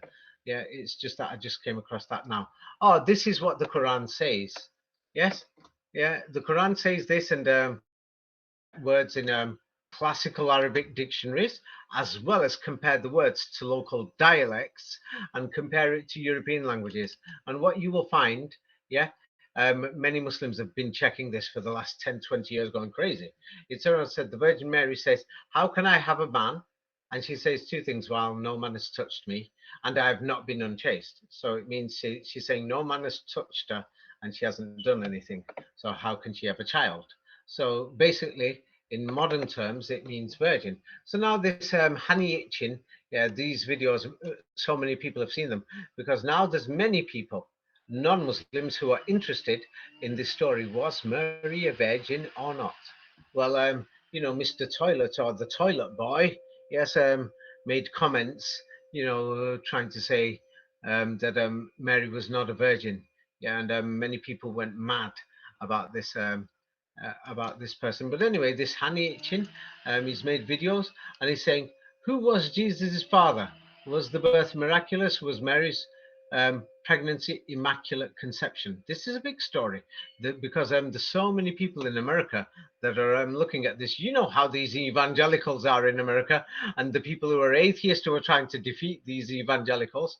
So now this man turns around and says that he's going through the Quran story, because many people know the biblical story. So this man, many people say, he's making thousands of dollars, donations of $50,000 or $100,000. Oh, Raphael, shall we start this business too? He's Well, making I'm happy for thousands other of dollars. people running charades, let's say. Yeah, but anyway, he turned around and says that the guy called Zechariah in the Bible, or Zach, or Jack in modern languages, in the Old Testament known as Zachariah, he turns around and says that this guy Zach is Jesus Christ's father. This is what he claims. And he says that Mary didn't know she was pregnant, and Zachariah, yeah, just died, and she was in the early stages of pregnancy. Oh, wait. By the way, if you read this yourself, many people just listen to what he's saying. And he claims it's we, so he claims it's speaking on behalf of Muslims. So now there's many people who read my books who are going to end up going to these places. So I'm warning people, if you want to learn anything, read the books yourselves, or there's mosques there where there's Arabic speakers, just turn around to someone and say, open the book. You can translate it yourself. Yeah, or check through translations if you want to sit at home. Check everything yourself. I normally check everything. So now, what do you call it? Yeah. So now he's claiming that Zechariah in the Old Testament is the father of Jesus Christ. But look at this. I've just printed the screen, made it bigger, because it says, why we believe. Who the hell is we? He's a one-man mission, saying Zechariah died or he was killed by Bani Israel, means the children of Israel, very early during Mary's pregnancy. Yeah. And he bases this disappearance on biblical stories. And then he claims that I'm trying to give an interpretation from the Quran, not the Bible. Wait a minute. You're trying to say the Quran says this. The Quran doesn't mention Zachariah's death. As you'll notice, it's got today's date on and the time, because I opened this up myself today. Because I thought I'll prepare this, because when somebody turned around and said this guy's making huge mega millions, these new age movements, and I didn't know that because America's not like Europe, there's not many Muslims, so when a Muslim speaks, you're not going to believe it. I'm actually surprised. Many people want to know these stories. They're willing to donate thousands. But anyway, there's many drawings, not paintings, because many of them are drawings, and paintings too, from the Middle Ages. And they're very strange that many people have noticed that in these drawings and things, it represents that when Christ was born, he was basically an adult. He looks like an adult, and many people have said it looks scary. You know about these stories, yes? I think I heard about that part, yeah. Yeah. So now, anyway, this guy goes on with himself. But the thing is, because the Quran says the story that when he was born, he started speaking like an adult. This is so now the story in the Quran matches these paintings, and the Quran, old Arabic, classical Arabic, is actually classical German. Yes, and the thing is, the evidence shows it's got more in common with European languages and European stories, this Quran. Well, anyway, let's see what this Hani Chin says. I think so Hani Chin, Aichen, I'm not sure how to pronounce his name. But anyway, what he turned around and says is that now John the Baptist and Jesus Christ are brothers. Yeah, he's making a big claim. Yeah. So now he's saying this, that they're brothers. Yes. So now this is another video. So now what he does a lot of his explanations in his videos. Yes, he's going to do lots of explanations.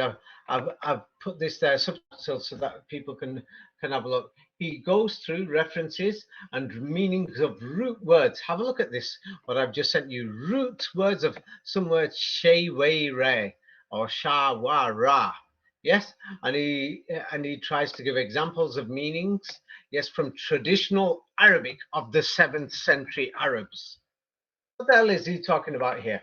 We've just gone through Koine Greek, Arabic words in Koine Greek. Yes, Arabic words in Germanic languages. Is this an actual classical? Did this classical Arabic language actually exist in the Middle East, or was it in Europe?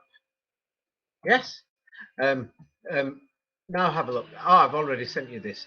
No, I've sent it bigger. Traditional Arabic of the 7th century. He's using now this traditional Arabic to explain his theory, and he's claiming, "Oh, this is the truth. I am making a big revelation to you. You must listen to me. This is the truth. Now I'm going to show you many things. This is going to change history. This is something that the Muslims have been hiding for centuries. That the Christian Vatican, who wanted to destroy the Quran, did not even notice this. But I have miraculously noticed this, and Mr. Toilet Boy also noticed this. Look at. Do you know what he's going to do? I checked through this myself, and there's many viewers who are non-Muslim. There's somebody from Germany, and many of their people that I was surprised that they're going through subtitles to understand this guy because they're shocked. Jesus Christ, John the Baptist, brothers, the Virgin Mary is not a virgin. This is what these people are saying. Now, so he goes through the birth story of John the Baptist, and he's showing that the word that there's a word there saying sabayan, yes, a baby or a child, yes. And the thing is, so during that story, we find the name Zachariah there. But now he quotes further on and saying that this Sabayan, he's saying that John the Baptist is there when Christ was born because it's his brother. And he says, the baby who spoke, yeah, notice the bottom of this video, who spoke as a baby, if anybody, and he's saying nobody spoke as a baby, as the Quran claims, yes, but it was actually John the Baptist who was speaking. But the story behind this is that the Virgin Mary was accused of, hey, you've slept with somebody. That's where the baby came from. So now John the Baptist comes out and speaks. So now the story is settled. Jesus is the brother of John the Baptist, and the father is Zechariah. So in the Old Testament, yes. So the story is solved, and they say Mary has not done adultery or something. But the thing is, the story in the Quran is not only mysterious, but yes, the way he describes it. But the thing is, when we look at the biblical story and the simple basic meaning, then we get to something else.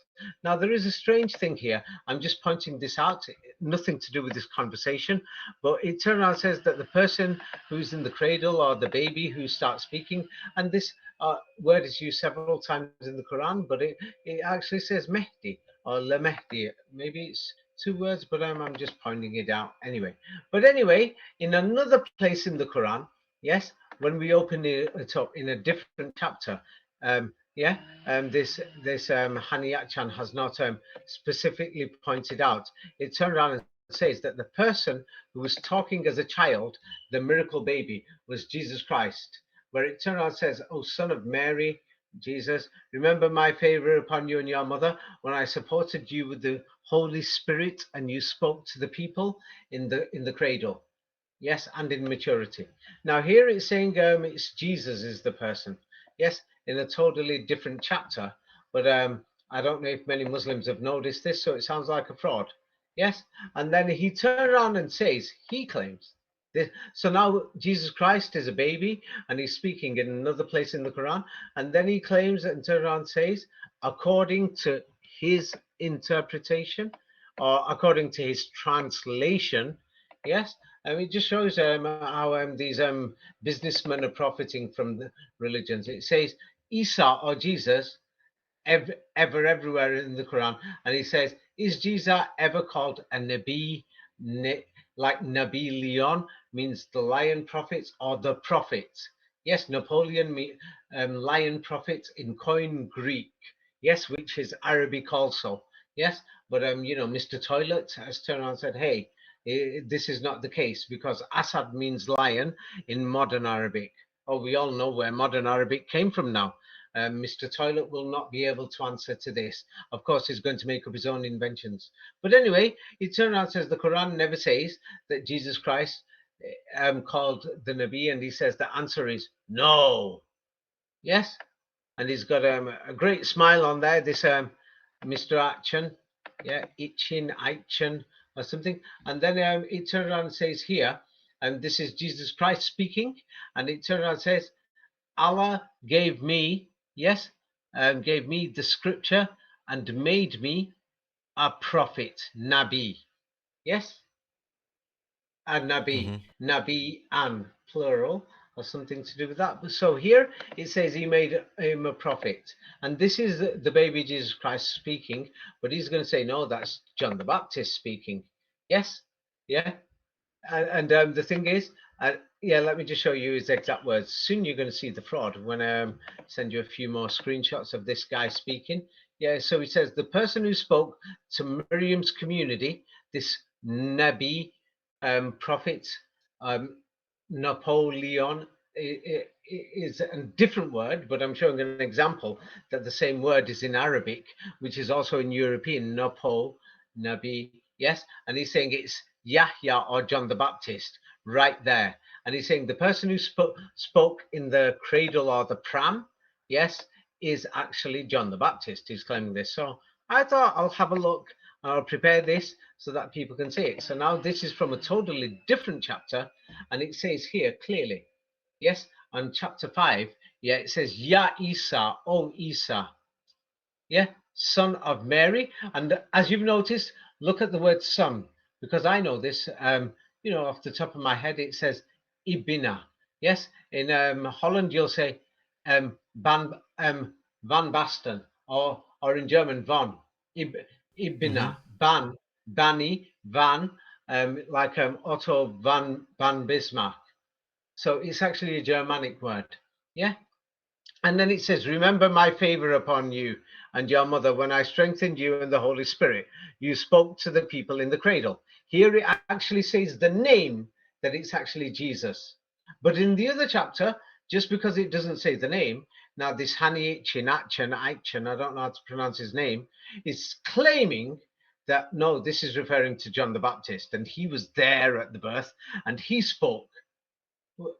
And by the way, the people came over to accuse the Virgin Mary of saying, no, you're not a virgin. You just slept with somebody. And she said, no, this is a miracle. Look, that we can even speak.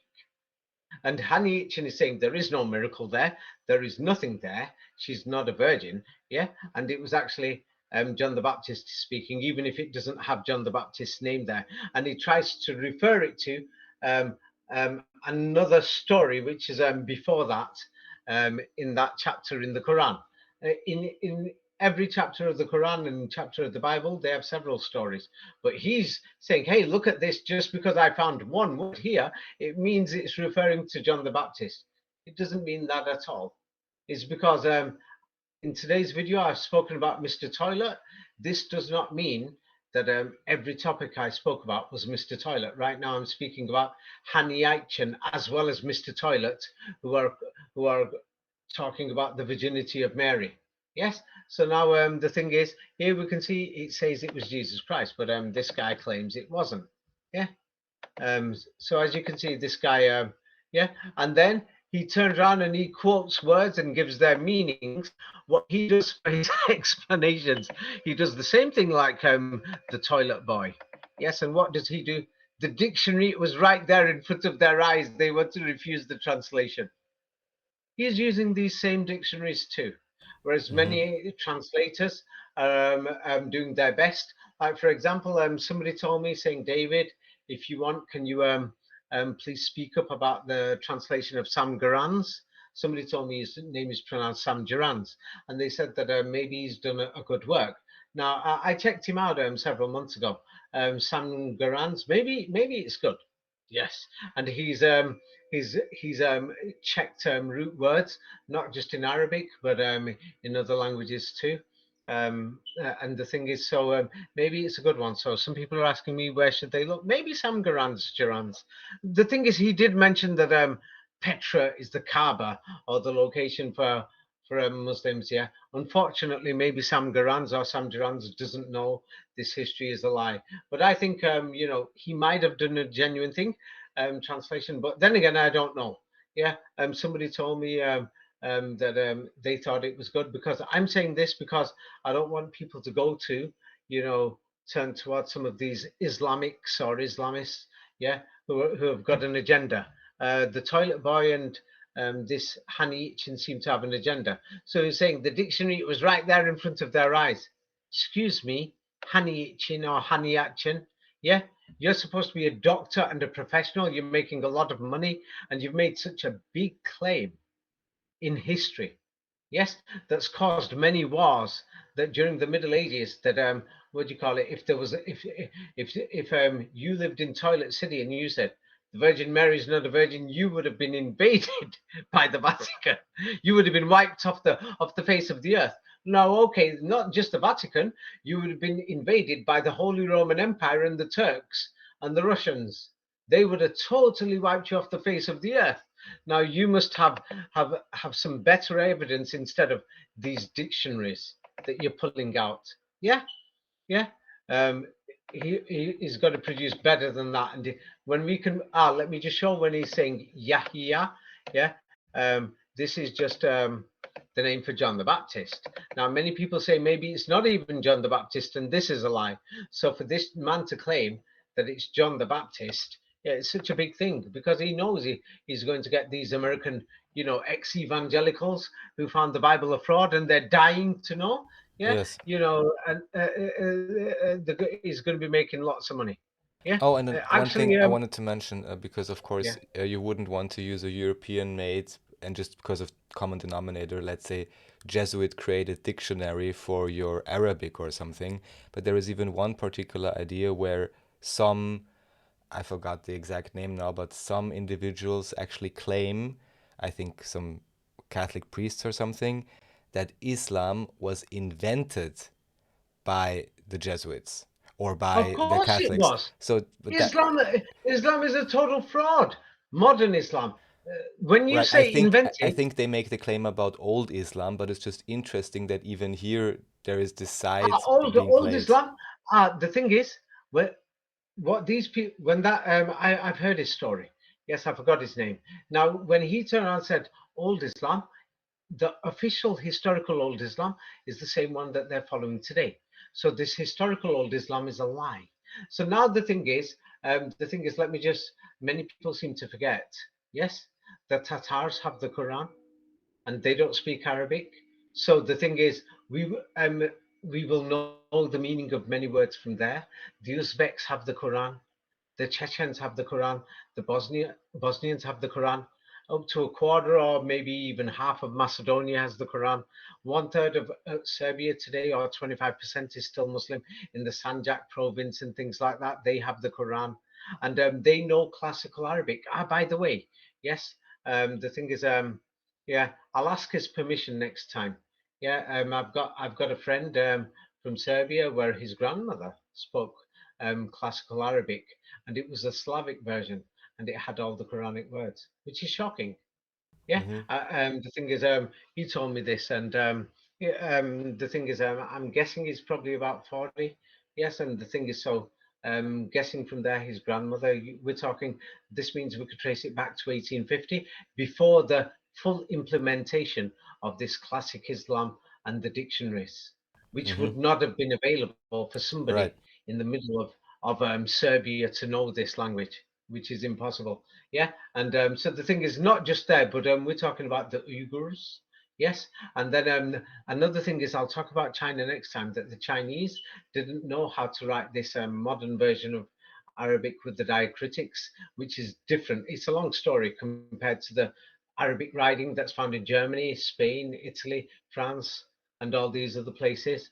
Yeah, Austria. So the thing is, I'll talk about that next time, or we'll totally divert, because I want to go through this, because in Europe, what we see Islam in Europe, we see them as a separate group now in America, because there's not that many Muslims. Many people, yeah, of course, they hear the media's against Islam, but the thing is, they see Islam in a different way. Like, I'll have a look at Buddhism after this now. Okay, I'll have a look at Islam. Mm. Now the thing is, if they're going to have a look, that we've got these kind of these preachers there, and they're making a lot of money. Yes, yeah, yeah. Well, anyway, a great miracle. It was a baby who spoke to the crowd. Yeah, defending his mother, because the crowd turned around and accused her. Yes, so the Quran says it was a miracle. Yeah. So now this Hani Chin is going to go through the Arabic roots, and is going to show classifications and definitions. They all don't mean anything, because this classical Arabic dictionary and the definitions, everything were invented. That these Arabs had to go to Europe. So now Toilet Boy also is showing all these root words and everything, trying to compare, and everything is just talking garbage. Yes. So now This topic, many I gave you the group in France. Many French researchers have studied this. Yes, what this global Arabic was. It was actually Quranic Arabic, and the classical Arabic that they talk about that they've invented a standard is something else. Now, many of these manuscripts in the old Arabic were burnt, many were destroyed, and the thing is, a lot we will be able to find a lot of this classical Arabic by going through some of these older dictionaries. Because I'll tell you one thing that the New World Order is doing right now, but they haven't bothered to finish this job off because they know nobody's going to use old German now anyway. Yes, or old Welsh or old Gaelic or old Hungarian. Even you know that what do you call it? Yes, people's grandmothers in Hungary couldn't speak Hungarian. You know this, yes? I, Yes? I just know that Hungarian was recently reformed and supposedly very different only 100 years ago. It's totally different. Yes, and the thing is, what do you call it? Yes, you will even find in the old Hungarian, it's similar to you could even say, many words in Dutch or even the Arabic Quran. So now the thing is, in many of the dialects in the Middle East, you're not going to find it very similar to the Arabic Quran, even though they knew the meanings. Yes, it's different from classical Arabic, even though they preserve the meanings. And what do you want to know why they started memorizing the Arabic Quran? You've got these teachers coming from Europe. Right. Now they're teaching some new invented classical Arabic with invented meanings. They felt the Quran was under threat. Islam's being thrown out of Europe. Can you see why they've started memorizing this book? Yeah. Yes. And now in Europe, as we've noticed, not only in Europe, but also throughout the Middle East, the number of people who are memorizing the Quran is going down in the last 50 years after independence in the 60s and 70s. You can Hmm. see? Yes. You'll notice that less and less. That you'll see in France, 20 years ago, more or 30 years ago, more people were memorizing the Quran because now the Quran is not under threat. Yes, it's not under threat. Yeah. Well, anyway, let's move on. What do you call it? Yes. Once again, let's remind everybody. Yes. So that this Hani Chin and these people can't make stories up. Yeah. Arabic, yes, was what do you call it? The global lingua franca, same like English today. Yeah. I'm sending this again so that people remember. But anyway, yes. But still, yes. What do you call it? Yes, this Hani Chin tries to explain words, yes, and whatever, and use them in different places to explain his thing. And he's saying the dictionary is telling us an act of intercourse or whatever, and he's trying to show that Mary is not a virgin. Now the thing is, many of these words are not even found in that chapter where it turns around and says, where Mary says, no man has touched me. No man has touched me. Many people say, because the word virgin, many people don't use it, is a common term to say, what do you call it? My daughter is clean, no man has touched her. Yeah, so this is supposed to be a religious book, so obviously it doesn't, it says that no man has touched her. Yes, and then he explains he explains that Mary is not a virgin and Jesus Christ is the brother of John the Baptist. What does he say? It takes two. This is just my own thinking, my own imagination. Yes, and where he says, yes, did Zechariah or Mary believe in the virgin birth? And he's saying no, but miraculous pregnancy. And I'm going to enlarge this, by the way, when he explains many things. Yes, the thing is, he tells you this is my thinking and my imagination. In a similar way, the toilet boy does similar things, whereas, you know, Professor Fomenko, when he shows history, he's going to show, hey, this is this, and at the end of his book, he'll give references. Now, me, even in videos and in my books, I don't wait till the end. I'll give it immediately. I'm not going to take that risk because people's lives are at stake here. Yes, because people want to know. Yes. Let me just show you again where he claims the Quran does not mention that John the Baptist's death or anything.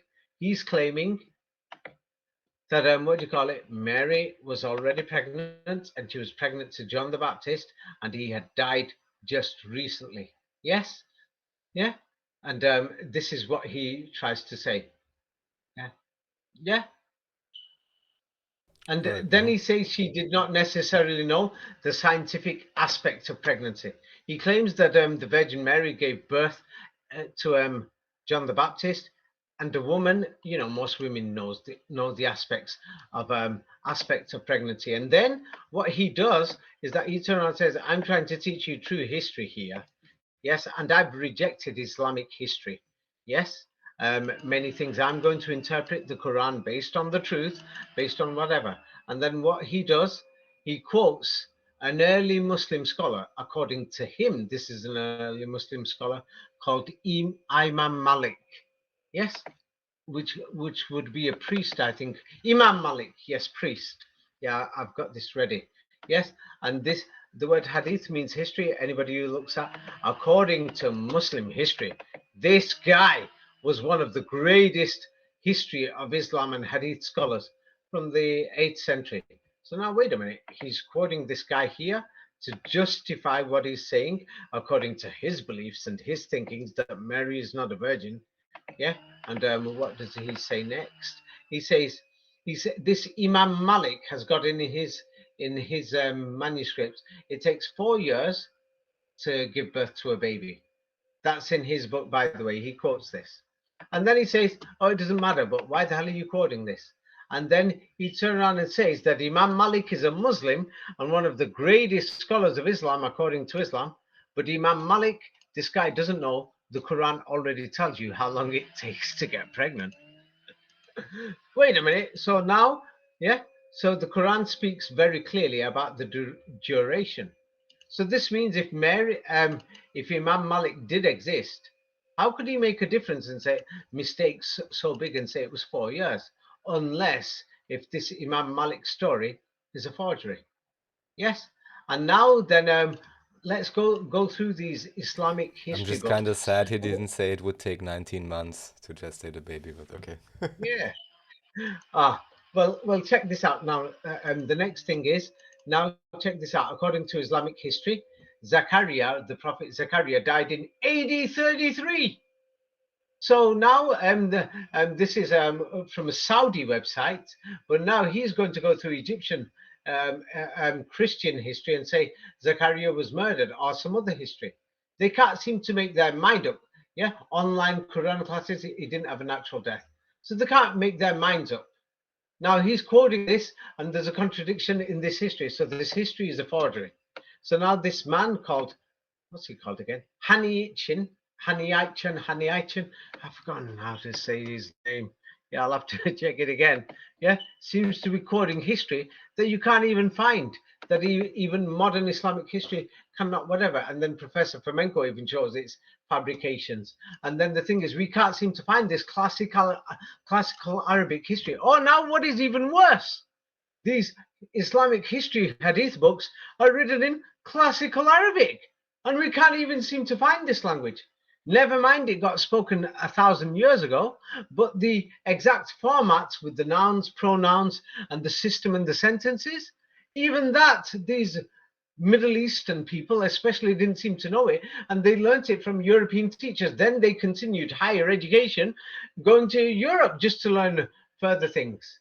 So it's exactly the Yeah. same like with ancient Greek or Latin. Yes. Yeah, it's just a total forgery. Yes. And what do you call it? Yeah. Then what he turns around says that the Zachariah, yeah, in the Bible, in the Quran, I mean, yeah, made a prayer saying, God, please give me kids. Yeah. So now here it says this, and he's saying what he's done. He's shouting loud, saying that this guy called Zachariah wants more than one kid. Therefore, Jesus Christ is the brother of John the Baptist, and Mary was not a virgin. But now let me just show you what this Haniichin, yeah, what he exactly says. Yeah. What do you call it? Yeah. What does he exactly say? And then what do you call it? Same like what Mr. Toilet says. It's just bullstein. Yeah. His exact words are: "This could mean." It could possibly mean singular, but it is also the indefinite noun. What noun? What are you talking about, yo?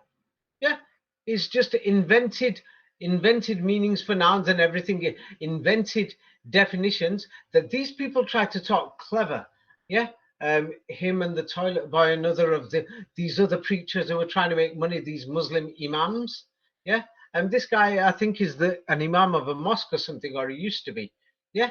And then they always make videos showing lots of books in the background to show we're very clever. We've read all these books.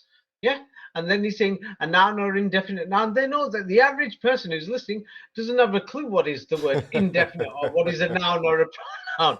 They just started or plural pronoun or singular pronoun or singular indefinite. They're just chatting, bullstein.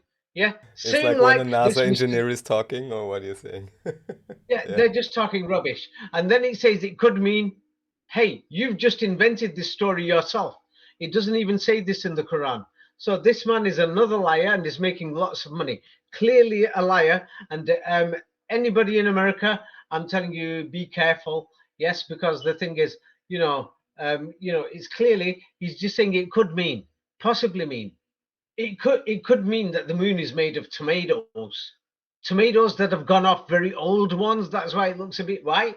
That's why the moon is going to turn green one day in the future, because old tomatoes turn white first, then they turn no, no, green. no, David. Yeah. Haven't you seen the blood moons? On certain days you can actually see the moon is red, like a Oh tomato. my God! So the that means tomatoes grow on the moon.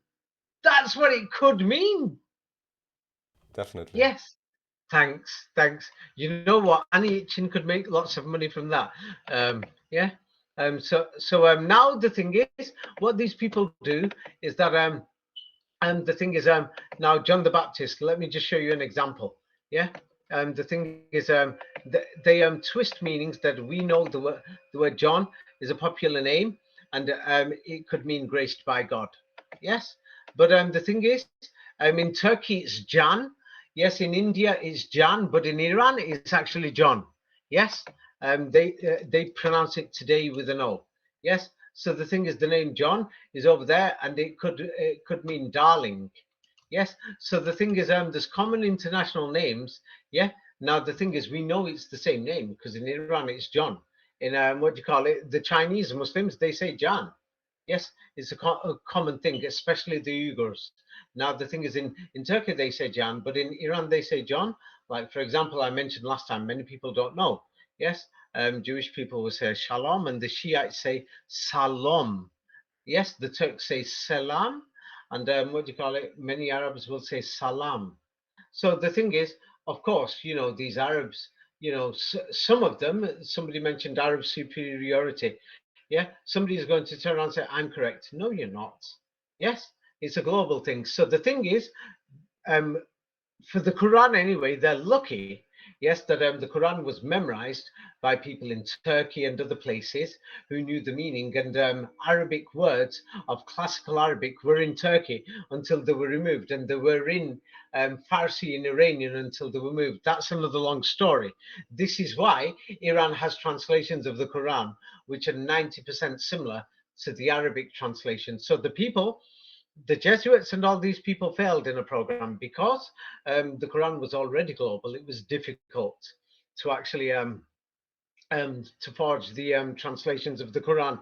And one thing that many people will notice, even though they reinvented classical Arabic based on the Quran, you will find that even with the Quran translations, some of the same words that are in this modern standard Arabic, they'll have a different meaning. Yes, that's because they failed. Of course, they're going to try again. They've got Dr. Hanich and all these other gold diggers, and the toilet boy trying to do things. Yes, trying to get forward. Yeah. So the thing is, the toilet boy actually turned around and mentions the word Qibla or Kabbalah. Yes, the Arabic language was already here before the Quran was written. Or you can't write the Quran without the language already being here. Yes? Can you write a book in English if the English language isn't already here? I'd have a hard time, or I'd have to invent a new language. Yes. So now the thing is, in the Quran, it turned around and says the word Qibla. Yes. Many people will say it's the direction of prayer. Many people, some will say it's the direction towards the Kaaba or the direction to pray towards Allah. Yes, and the Quran says that what do you call it? People were turning their face towards heaven, and we will make you turn in prayer or direction or something. So the thing is, the word Qibla already existed. Yeah, already existed. So the thing is, these modern Muslims or Quranists or whatever cannot claim that they've got this Arabic or Quran superiority. Like this is in one of the comments. Yeah, somebody's commented here. I think you have a strong Arab supremacy or supremacy bias. Uh, thank you. David backs his claims up with more sources. Yeah. Uh, oh, look how you talk. It actually says this actually means this. Since when? Since when, Mr. Toilet Boy and Hanny Itchin? Yeah. Since when are these dictionaries correct? Yeah. Millions of people's lives are at stake. Yes. Since when are your translations correct when you're claiming that the Virgin Mary is not a virgin? Or you're bringing these topics up? Mr. Toilet Boy, what do you have to say about this now? Mr. Honey Itchin, what do you have to say about this now? People are paying you money, Mr. Honey, or Itchin or whatever, yeah? It says, what do you, oh yeah, somebody else is saying it's with an ego, conjecture. If you spoke, yeah, if he spoke the truth, why has your video been deleted? Yeah, did he make a video or something? Yeah, and he's made a video with some people and it got deleted. Anyway, how long have we been talking so far, Raphael? We are now just over 2 hours. Okay. Yeah, I think we should leave it at that. Yeah, if there's any other issues, people leave comments. Or Toilet Boy, don't bother. Don't know you, don't want to know you. Yes, because you're misleading people. Yes, and the thing is, yeah, you're free to talk, but many people don't want you there. If you want to delete him, Raphael, don't even bother. He's going to make new accounts anyway. You know what these losers and time wasters do. Well, They've got nothing to do. unless someone is, blatantly, using language that is inappropriate or something, I do not plan to censor anything. I don't know what YouTube No, is gonna do. don't. I'll No, I'm tell you just why saying. not to. No, and other Yeah, than that, it's generally good. yeah. Everyone should It's bring not their about own censor. You know ideas that and should bring their people own like this are going opinions to.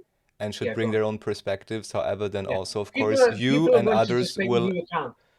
yeah, yeah, sure. But then we will also simply address it if it appears relevant at all, just like today. Yeah, And then the yeah, conversation and the exploration, hopefully with yeah, an interest for truth, will continue. And that's that, yeah. yeah. So thank you, David, And for the thing addressing all of is, this.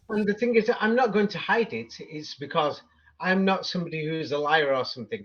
Like, for example, many Muslims are looking at my books. That's why I try to be respectful. So I say the Prophet Muhammad.